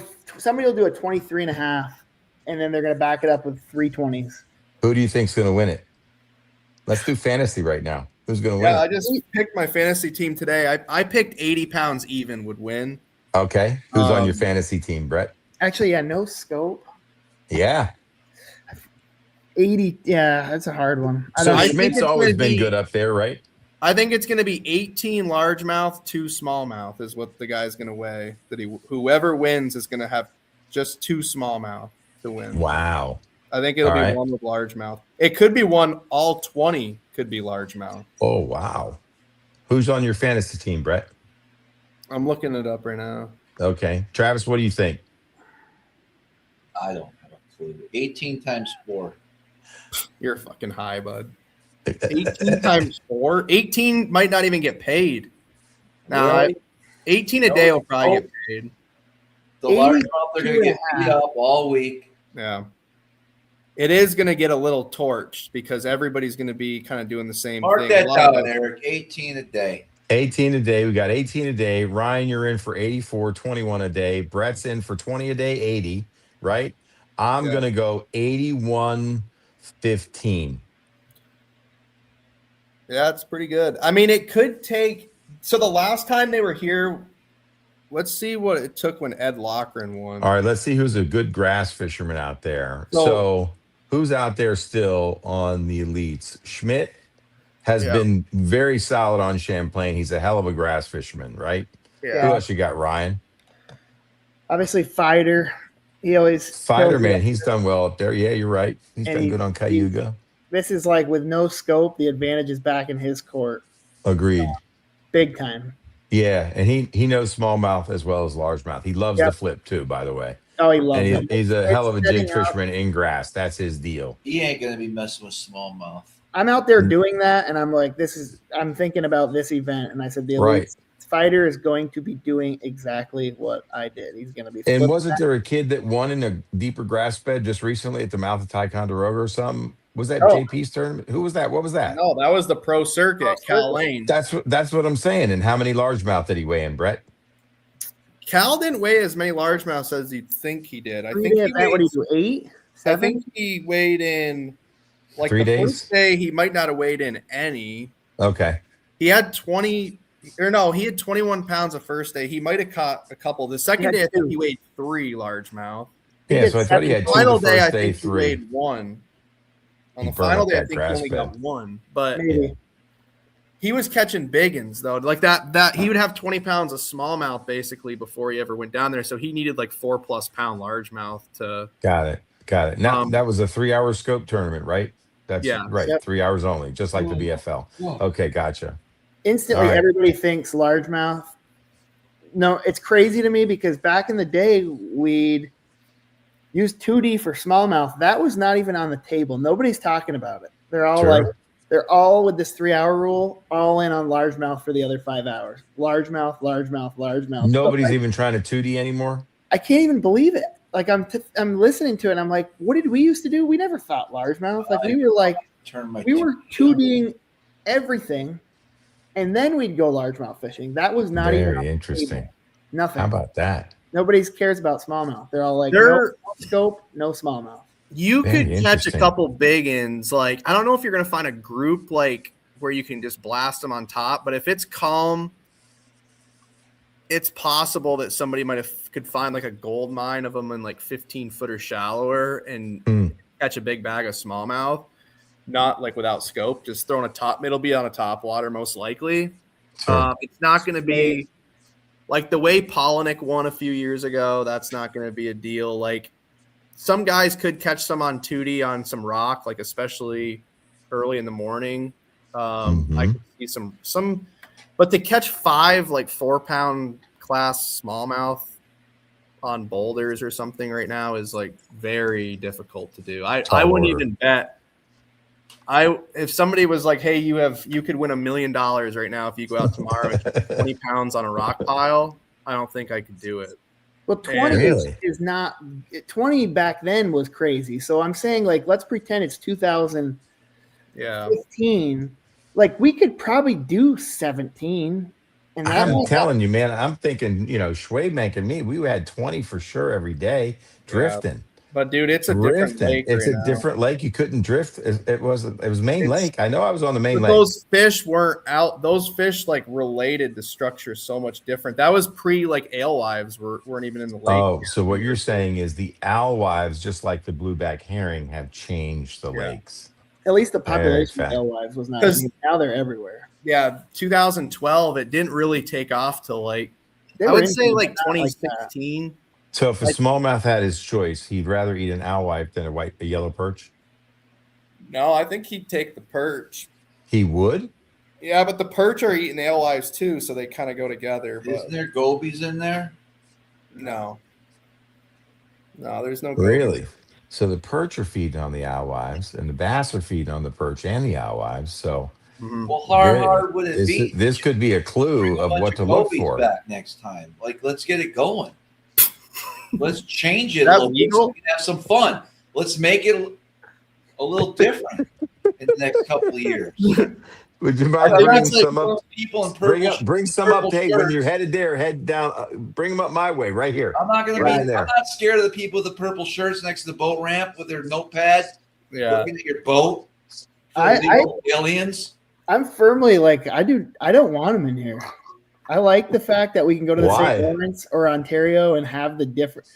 This place is like the last natural smallmouth fishery. Fine, keep the gobies. It's like it's largemouth play here. Clean your bilge. The strategy here is like clean your boat, clean, drain, dry. Imagine if largemouth didn't play on Champlain. Like it's just if our smallmouth got that big and they really didn't matter. I don't know. I like. There's a lot of things I don't like about the St. Lawrence because of the goby, and it's like looking at fish on the screen sometimes, and you're just like sitting there shaking it in front of 30 big giant ones, and they don't even give a rat. But on Champlain, like if there's 30 of them down there, you're gonna catch one, guaranteed. Like they bite. Yeah. I got to see these feeding windows on the St. Lawrence River that I don't like. And here it's like you get around fish, they bite. They're very hungry. Interesting. Our fish are hungry. And I just Interesting. feel like the goby is going to change that because of how massively they reproduce and how easily the bass get them. I mean, and they're down, Interesting. they're on the bottom. Hmm. It keeps everything down. I don't want Interesting. them. I fish enough places that have them, and I think it's cool to fish them. But I've heard a lot of people maybe it was Wheeler, somebody else was saying it to me at one time. They're like, dude, Champlain is like the last untouched gem. Does not have gobies. It's like think about it, everywhere. Cayuga. As far as a major tournament body of water, maybe like Oahe. I don't think there's goby there. Like some of the lakes out west might not have them. Yeah, but nobody's going out there anymore, hardly, right? I mean, we had one but big as far as tournament like out a there. major tournament body of water for smallmouth, Champlain's probably the last one. They're in And the a Hudson River. beautiful, super diverse body of water. I mean, Champlain is like, It I mean, sounds when like Ty had great would- grass, I mean, holy crap, it's so different. Brett, you took me to 3 different zones and it was incredible. Yeah. I love the variety. You're flipping reeds, you're flipping grass. I mean, you can crank. I mean, are you kidding me? I love that lake. It's incredible. Yeah, and I think Ty will play in the elite tournament. Really? Yeah, Good to see it. guys have been catching them down there this year. If you'd have told me a month and a half ago will Ty play, I probably if you'd have told me first week of June, I would have said no. But I haven't even fished down there, but just the weights and like even after our spectacular cranking fest on frickin' Ticonderoga, you didn't think it was going to play. I thought it was pretty magical. 5s and 4s. Are you kidding me? No scope? Shit. But then because the elites with no scope, like definitely guys will do that. Making the run. I mean, the pro circuit could have been easily won there. Are they running out of Plattsburgh? Is that where they're launching, guys? And how far is that run on your average day? No crazy wave, wind action to get to Ty. It's a 60-mile run, 50? It's 70? 45 to the bridge. Yep. And 70 to Ty? No, it's 60 to the fort. Is it 60? Yeah. Where I caught my 5.3? Yeah, that's 60 miles Oh, from wow. Plattsburgh. So that will that was the first fish I caught in Ticonderoga. Was over 5, cranking. And you never fished it before? Never fished Ticonderoga before. I fished Lake God. Champlain before. First fish I caught was over 5 pounds on a That is crankbait. sick. Made by Marty Burns. I always watched is him eat it. Yeah, Oh so my cool. God. Yeah, it was a balsa crankbait too. I love it. And we wrecked him on his baits. Oh my God. How many did I lose? I lost like 4 of those things in like 2 days down there. I lost got your back, though. $120 or $160 worth of freaking Marty Burns in like I'd say 2 days. 160, but Marty Burns got your back. I told him the story, man. We got more coming. Don't you worry. Yeah. Don't So you I'm worry, your out. pretty little head. I'm out right now, man. I ain't got no more wood. I got some wood, but I don't have any of them. What one exactly was that one? It was a. That's part of the Epic Shad family. Come on. Yeah. Mm-hmm. But so Ty will be good. It's right now. I just don't see like the schools of largemouth. Like in the past, say like 8 years ago, I'd be like, or 5 years ago, I'd be like, well, dude, you could find somebody that might win it all in one area with like 20 largemouth in 4 days all in one area. It's happened a bunch of times here, but right now it's a lot of junk fishing. It's like, you might get one here, one there. Like I fished in that BFL, I fished 8 places probably, and I only caught one big one. And every single one of those places had potential to have a 10 to 30 fish school, like in the past. Like I've seen schools of largemouth on them where every flip, and you just and now you pull in and you're just like, you just stay at the break wall in Plattsburgh. Can you go catch? There you go. Off of that? You could. I think it was off limits. Just the outside of the break wall, maybe we could have fished. Travis, we fished that together, right, Travis? We threw top waters and cranked it. We definitely did. It's that really long and salvage the day. Yeah, right there. You can still get them. Yeah, I mean, It's a in the massive pro structure. circuit, I pulled up on the break wall. I had like 5 minutes left to fish on day one, and I pulled up there and I got right on like what should be the juice, like from 20 years ago. And I threw a sniper jig out there and I'm dragging it, and I'm like, oh, I got one, like an 11-inch smallmouth. I said, this ain't even a released fish. This is like a native smallmouth this year. Like I'm expecting it's going to be a great big. Born last year. Yeah, this is going to be like a 5-pound largemouth that's all beat up and like hook mark and cull tag hole in his throat. And I'm going to be like, who put the cull tag hole in this thing's throat anyway? But it's like, that's what I was expecting to catch, because that's usually what you catch there. Really? Oh, it's a great release area, huh? Yeah. Well, yeah, because they let the fish go like right there, and it's just I didn't know that. They release them right outside of the marina most of the time, and then they just go to the marina. They go to the break wall and a lot of times they'll make it off limits like 100 yards from the break wall out. But this year it was off limits just from the tip of the break walls to the bank, so you could fish the outside of the break wall. And I mean, I picked, honestly, I could see Brandon Lester doing really well. He has had a really good, like 10 years ago, like pre-scope, the Bass Open in 2016, I think he top 10. The elites, like when Hartman was doing really well that year, I think Lester was in the top 10. I think, did Polinick end up winning that one maybe? But so I got Jason Christie, Brandon Lester, Chris Zaldane, John Cox, and Logan Parks is who I picked. So nice. Christie's done usually well here on largemouth. He's, I mean, a hell of a largemouth fisherman and one of the best in the world at anything. Brandon Lester has done really well here on large. Chris Zaldane had a really good tournament. Like when they came here probably 4 years ago, he did really well before Live Scope really dominated. And then 2 years ago or last year when they were here, Chris Zaldane was like leading, I think, going to the final day. And he was doing a lot of the swim bait stuff. And John Cox, I mean, he's kind of had a bad year, but he's a great largemouth fisherman. He knows Champlain very well. Dock fisherman, might run the tie, who knows. And then Logan Parks just had a kid, so he's on the baby pattern. So I was like, I'm going to pick him.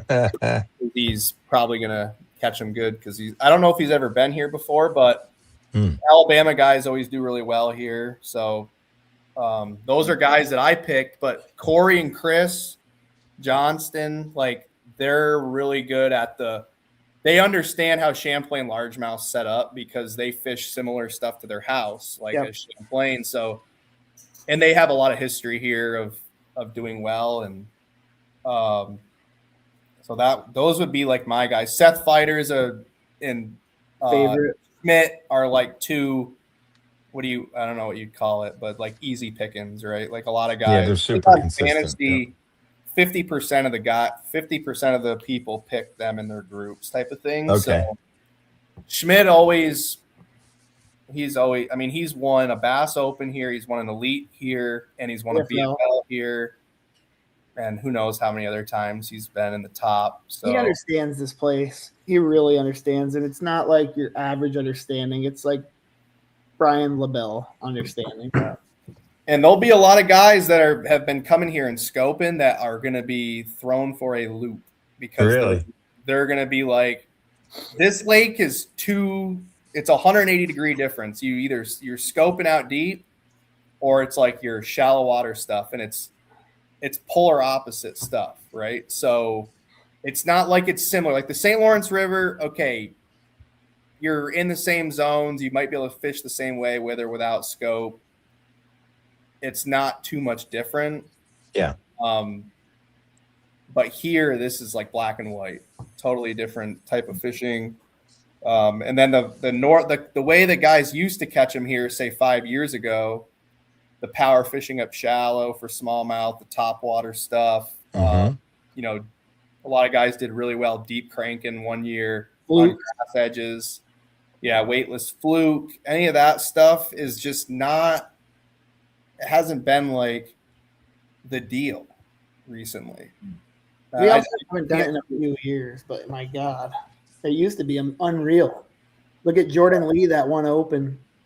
Yeah. Did he get second? It's a change. The lake has evolved so much. It's always evolving. It's evolving right now, even with live scope. It's What's the everything- next change? Great question. gobies. What's Champlain like in Oh, 10 no.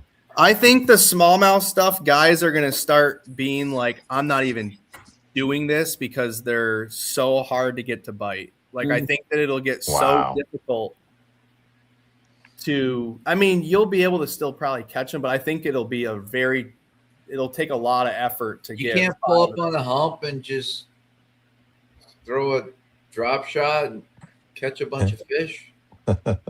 You might catch tiny ones. They're What all about like the edges of those? I don't know. It's been years. What about the inland sea and those islands? And you get off in that 20 On on the that slope. break. You probably won't catch anything. Come on. Dude, like Cal Lane said it best in his interview. He's like, the first day of practice, because we see this day in and day out, like we live the nightmare of this. And it's like Cal Lane said he came up here and he's like, I graphed, he pre-practiced, he marked all this beautiful rock, all this stuff out deep, right? And he pulls up to it the first day of practice and he goes, I literally had 10 pounds on that stuff. Like he fished all of it and he caught 10 pounds. And I'm like, yeah, that is what happens. Like all the best rock that I used to fish, you could catch an 18 to 20 pound bag off it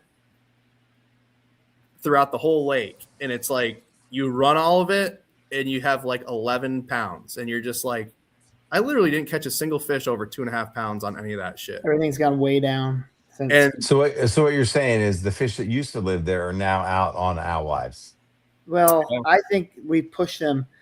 There used to be a mega load. Like the next day, we used to wonder this. We'd all say, I cannot believe how our magical rock reloads every single night. We go back the next day in a tournament, day 2, catch a 4-pounder. We're like, how many 4-pounders live around that rock? We didn't realize there was 30 million of them out there floating. That I think that they would get on the rock. They're not there to feed. They're all out there feeding. And it's like almost like they would take a break, come on a rock. And you drop your bait down on the rock and you'd see him come over to it like on 2D, or he'll drop and he'll sit there and look at it and bite it. But like he's not in like he's just sitting on the rock. He's using the rock for whatever reason, whether it's cover.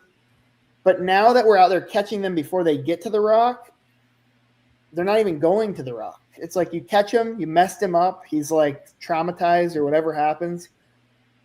We're catching every single one of them. So by the time the end of the season comes, September, like Brett was saying, you can't get any of them to bite.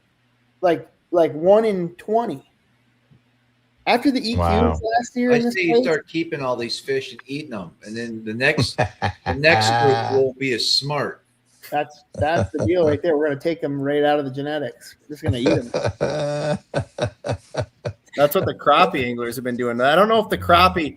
Have you been hearing any crappie anglers talking like this? Like that they're like, man, they used to use this brush pile. I still hear guys are like, caught them on docks, brush piles. Like crappie guys are still doing it. It's like, but there's a real probably the best crappie guide on Kerr, and Chris Bullock is his name, and he stays in the same trailer. I guess it's a trailer, not a trailer park per se, but he guides up there. He has a house, but he stays up there in a trailer anyway. And he's won, I don't even know, man, probably more boats than he's a regional legend down there in the Carolinas, right? Just superb cranker. And he said, watch this, man. And so he was the first crappie guide to get live scope and put it on a turret, but it was made out of PVC. He hooked up his little transducer and he could turn it while steadying his pontoon boat. Are you following me? Mm-hmm. So he had one on a bass boat. So we go out and he goes, watch this, man. He says, there's 30 bass under that dock. He scoped it. He showed me and they all left. He goes, they're starting to react to the feeling of it. And I'm going back. When did live scope first come out, Travis? When we were fishing, when you first got your units on Pin Optics came out when, like 2017. Yeah, 2017. I got so, Pan Optics, and then I got rid of it, and then in 2020 I got LVS 32, which is like the new. No, this was he was using Pan Optics at the time, but he was early in it because he was a crappie guide. So he's one of the first in the country, and very tight with Garmin. Anyway, he it was very interesting to hear him talk about the impact on crappie and the impact on bass as more people put it on their boats, as more pressure, as people were finding other people's brush piles, because it's the technology allows you to do it, and how that pressure is impacting the way fish behave. And he's got it on curve for I don't even know how long, in one bass tournament. He doesn't bass fish anymore in terms of tournaments. He's done strictly guides for crappie, and does catch a lot of bass out of brush piles. But he said, man, it's changed, just like you guys are talking about, changed fish behavior. Plus, that lake, like Champlain, if you're saying the alewife population exploded, the blueback herring population has gotten big on Kerr, and it's changed the way those bass behave. So you got people pinging minnows that are chasing the herring eaters, right? It's wild, man. Insane. It is. There's so many factors and dynamics that are happening. The technology's changed it. The bait can change it. But anyway, back to Ryan's point, I think it's really cool what you said, man, that you don't want the gobies because of the way that the largemouth and smallmouth can play. And it's really a strategy lake. You got to play it right. Strategy lake. Yeah, it's very cool. It's very cool that a mixed bag got you your first win. I don't want to see it tainted. Like, I don't want to see, like, we have places, like I said, goby places we can go to, and they're cool. I'm not saying anything bad about them. I like Oneida. It's got gobies in there. They're different, but we don't have them, and it's like totally different strategy, completely different. And I just think it's cool to say that. And, it's our home, so I really don't like a lot of change. Maybe I'm stubborn, but I can tell you the one thing that I do think is going to change. New York State would not be paying this many people at this many boat ramps every single day of the summer to check for milfoil if they did not want it completely. We all know they want it out of the lake, but I talked to the guy a little further. What? They do not want any milfoil in these lakes. What? Like, I had a really long talk because I was like, what are you guys really trying to do? Because I know you guys are looking for invasives. What's the goal? And they're like, we need to get rid of the milfoil in the lake. Everybody, I'm like, what do you mean get rid of the milfoil? This is like, it's not even a debate. Like, the milfoil has helped Lake Champlain beyond belief. Plus, there's natural milfoil in Champlain. Isn't it called Elodia or something? Eurasian. So there's the Eurasian milfoil, right? And then there's, what is it called, Brett? It looks like milfoil, but it's natural. Elodia or something. I'm not sure. But I know that there is like a northern milfoil or something. That's what I'm saying. They call it northern is what we've always heard. Yeah, okay, northern. But I think the technical plant name might be Elodia, but it looks like milfoil. Eurasian milfoil. Eurasian, exactly. So I already figured too, because I was like, what are they doing? It's like we're losing a lot of milfoil in this lake. And I talked to him. I was like, what are you guys poison? Like, I asked him, I was just like, are they poisoning it? What are they doing? Because we're noticing a lot less milfoil in this place. And places that used to be littered, Ticonderoga was littered. Brett showed me a map. It was like 100% in 2000. Like what? No, I looked at Google Earth in the past, like 2007 Google Earth image. There was 3 or 4 times more grass than there is now down there. And it was all milfoil. Do you think it was the hurricanes that got it? Everybody blames it on that, but I'm like, I don't know. Milfoil is also supposed to grow really fast. Like, and if you spread the seed, it like, supposedly it's a pretty aggressive grass. And it is, but not nearly as much as hydrilla. And milfoil, if it doesn't get the sunlight, it gets knocked back. It's hardy, right? It'll get knocked down. I mean, hydrilla basically like all releases from the bottom in a hard winter and then grows back, but it's way more invasive than Eurasian milfoil. Okay. Yeah, and I mean you'll get it down to a bit like in warmer years, but if you get big floods like on the Potomac, for instance, right, there are areas of the Potomac River which are devoid of milfoil now that used to be lush with milfoil. The thing that gets it is early season or even late season floods that really coat the plant with a lot of that sediment. It doesn't get the sunlight, it can't, and it won't bounce back as much as other grasses will. So I'm thinking the hurricanes were part of the problem, but maybe they are treating it. I don't know. They treat this lake for it, but they're only treating the hydrilla, not the milfoil. I talked to or eelgrass. one of the dudes there, and he said that we were taught basically in school like anti-milfoil. Wow. Anti-milfoil because it chokes out the life of the other natural plants. Native, right. They don't get the sunlight that they were once getting, and I'm like, you guys will destroy this lake if the milfoil's gone. Like the bass use it. He's like, that's what all Oh my gosh. Oh said, yeah, that's what all of everything. them say. Everything. Crayfish, everything. Everything. He told me that there are Wow. scuba divers pulling it. They'll pull it because it's the only way to actually get it by the root, and they'll put it in mesh garbage bags, and they're out there in our lake now doing this. What? I said, how are you guys doing it? And he said that they have scuba divers, scuba teams that are going down and pulling it. Good Lord. Shit. If New York State is paying that kind of money invested in that, you know they don't want it here. So it's like that's crazy. I could see in the next 10 years if it looks anything like Candlewood, we're in major trouble. Candlewood has none. Didn't they put grass carp in there or something? All that of it. were supposed to be sterile, but they weren't. Yeah, they weren't. Everything. Everywhere. Same thing happened at Lake Conroe. They put grass carp in that were supposed to be sterile. They weren't. Gone. Devoid of grass. That fishery went. Crashed. If something like that happened, that's the biggest worry. We have a lot of grass, though. We do have a lot of coontail, and there is hydrilla here, and we got lily pads and stuff too. But they're not trying to treat the hydrilla. Holy shit! That's the major. That thing could choke out. It. They don't think it exists yet because I've talked to them about it. They said that there's no official confirmation. Eric and I saw it. Eric saw it with his own eyes. Yeah, man, it can carp at a cove and choke it out on Mac fast. I told Eric I caught it when Eric was here, and I said, "Oh my god, dude, this is like straight up hydrilla. Like I don't know if I've ever really seen this here before. Wow, but it's definitely here. Like I was throwing a frog in it the other day. But were they in it? The bass? No, I don't think they really look. I don't know, dude. I don't think they like it that much, but they probably do. But I just haven't figured it out. Like, it's weird. Like, maybe they're not. It's new for them, but it's growing in places that are like not productive. It's like super shallow.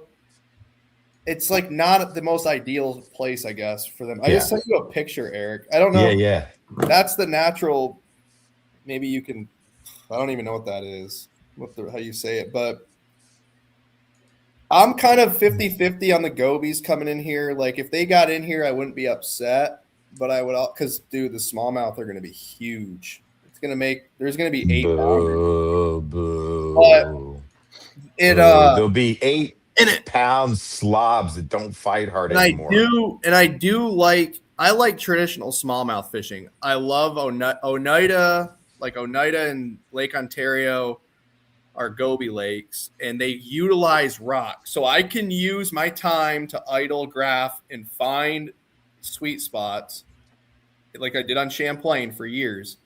Find the juice, and you can fish that stuff, and you can catch big ones doing that. Now, all that stuff that I've got 12,000, I have 12,000 waypoints right on this lake. Literally all of it is pretty bad. Like it doesn't hold big fish. All the stuff I wasted thousands of hours graphing, and none of it's any good anymore for tournaments. Like whose fault is that?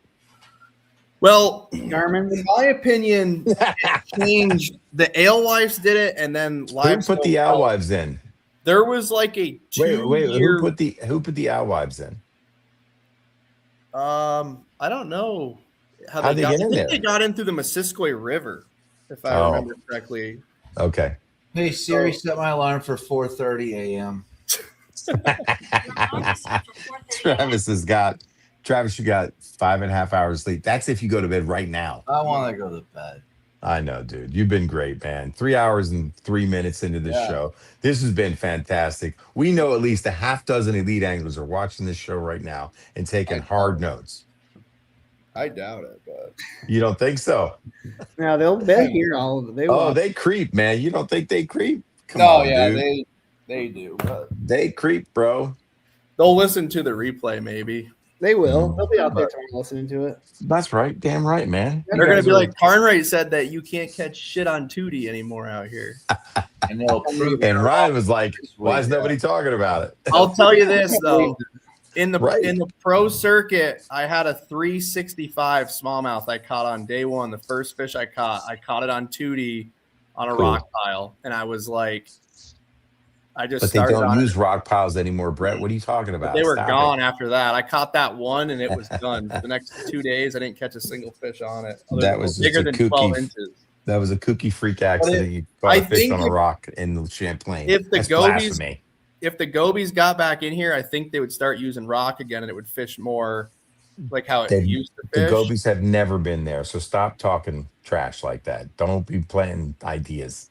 You're But, gonna ruin Ryan's life. He's gonna You're gonna ruin divorce life. you as a cousin. You'll no It's longer be his nice to cousin. go. It's nice to go to Lake Ontario and you just like pull up on Not rock far and you're from just us. like, wow, this is insane that they're using this. Like there's big ones on this stuff. So it's literally an hour and a half from us. You can go there any day. That's right. Like it's right there. Leave Champlain natural, Leave bro. Champlain alone. That's right. Ban live scope and stop fooling around with gobies. Yep. Travis, why don't you come on over, bud? You can sleep in the shop. Where? Right here on the couch in the shop. No, I don't know. All There's a Toyota here in 2 weeks. You going up for it? Yeah, shit. You think this conversation did not make me motivated to go to Champlain? No, you wanted them on a black. He wanted them on a black spook. He wanted me to say you can catch them on a Yeah. black spook here. You Yeah. can blast them. Yeah. That 3-hour rule will mess with you. I'm telling you. Yeah, I man. don't care whether Makes you're you think. from here or not. Because on the St. Lawrence, I felt the same way. I was like, what do you do here? Like, what's the protocol? I either have two options at this point. One more year guiding up here, move to Georgian Bay, set up camp, or try to make 50,000 a month somehow, some other way. Well, Travis has been thinking about 3 options for the rest of his life. I love it.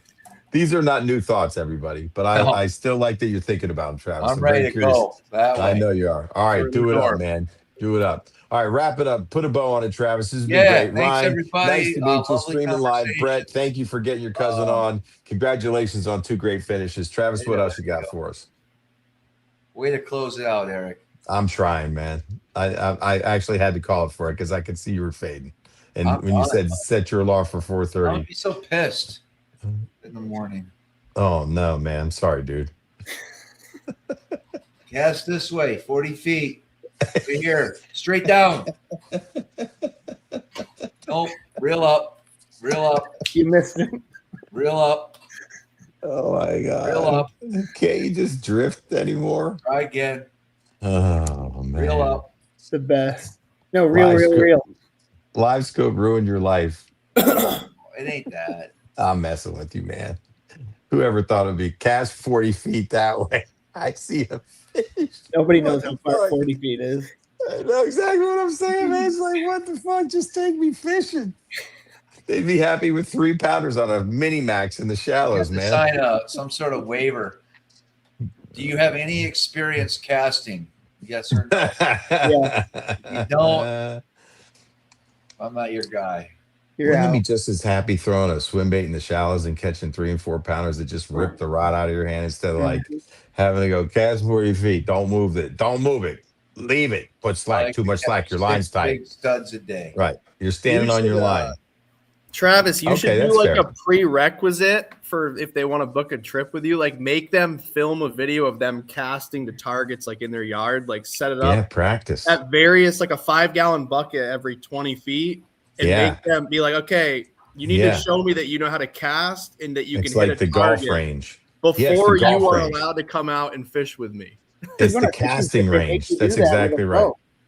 Yeah, and Travis, make them cut out a piece of cardboard like the front of the bow of the boat, and they can draw a little pretend box. That would be the So, unit. and I'm make not them look picking down. on anyone. This is just a funny message to share I'm with picking on everyone everyone. who knows the show Go ahead. out. What do you got? All But right. some questions I get, and I answer them truthfully.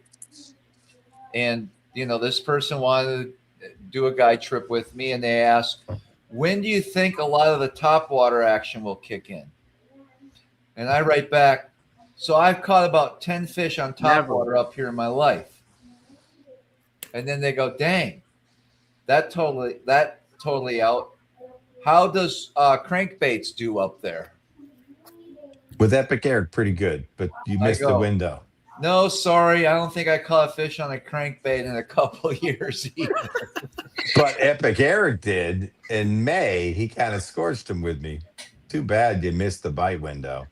That was fun, bro. Because you didn't fucking throw it. You ain't calling because you didn't throw a crankbait. I throw what I throw, and We enjoy know how I we know how you catch them, bro, and And we it know gets- it works, and we know it gets results, and people get big fish. But sometimes people want to just have a different experience. But I get it, man. You stick to your guns. You're a trophy hunter. I like it. Yeah. 40 feet that way, pick it up. 20 feet that way, drop straight down. Don't move it. JP sent me one. His client caught one yesterday. Yeah, I know. 7-pounder. 7.5, he said. And then he backed it up with this one. And he didn't tell me how big this one was, but I'm like, And that one looks huge. yeah, It's this tough to looks over tell. 6. Tough to tell. It is tough. Pictures, they lie all the time, but you don't know. Could be another 7. Especially I think the he would have told you if it was a 7. Yeah. If 2 7s came in the boat, I think he's telling you. I think he said it was a 7.6 or a. There's big ones down there. There's big alien spaceships down there, man. Go to I'm, bed, just bro. like, I'm gonna go catch them in the morning. I need to get that off. That's right. That's right. All right, Travis, wrap it up, man. And you always say as we close out the show, thanks for watching, everybody, and See you on the water. until next time, See you on the water. All right, guys. See you. peace. And I ain't Later, hanging out guys. after the show either. He ain't hanging out, guys. Don't even stay on. Just disconnect. No, I might.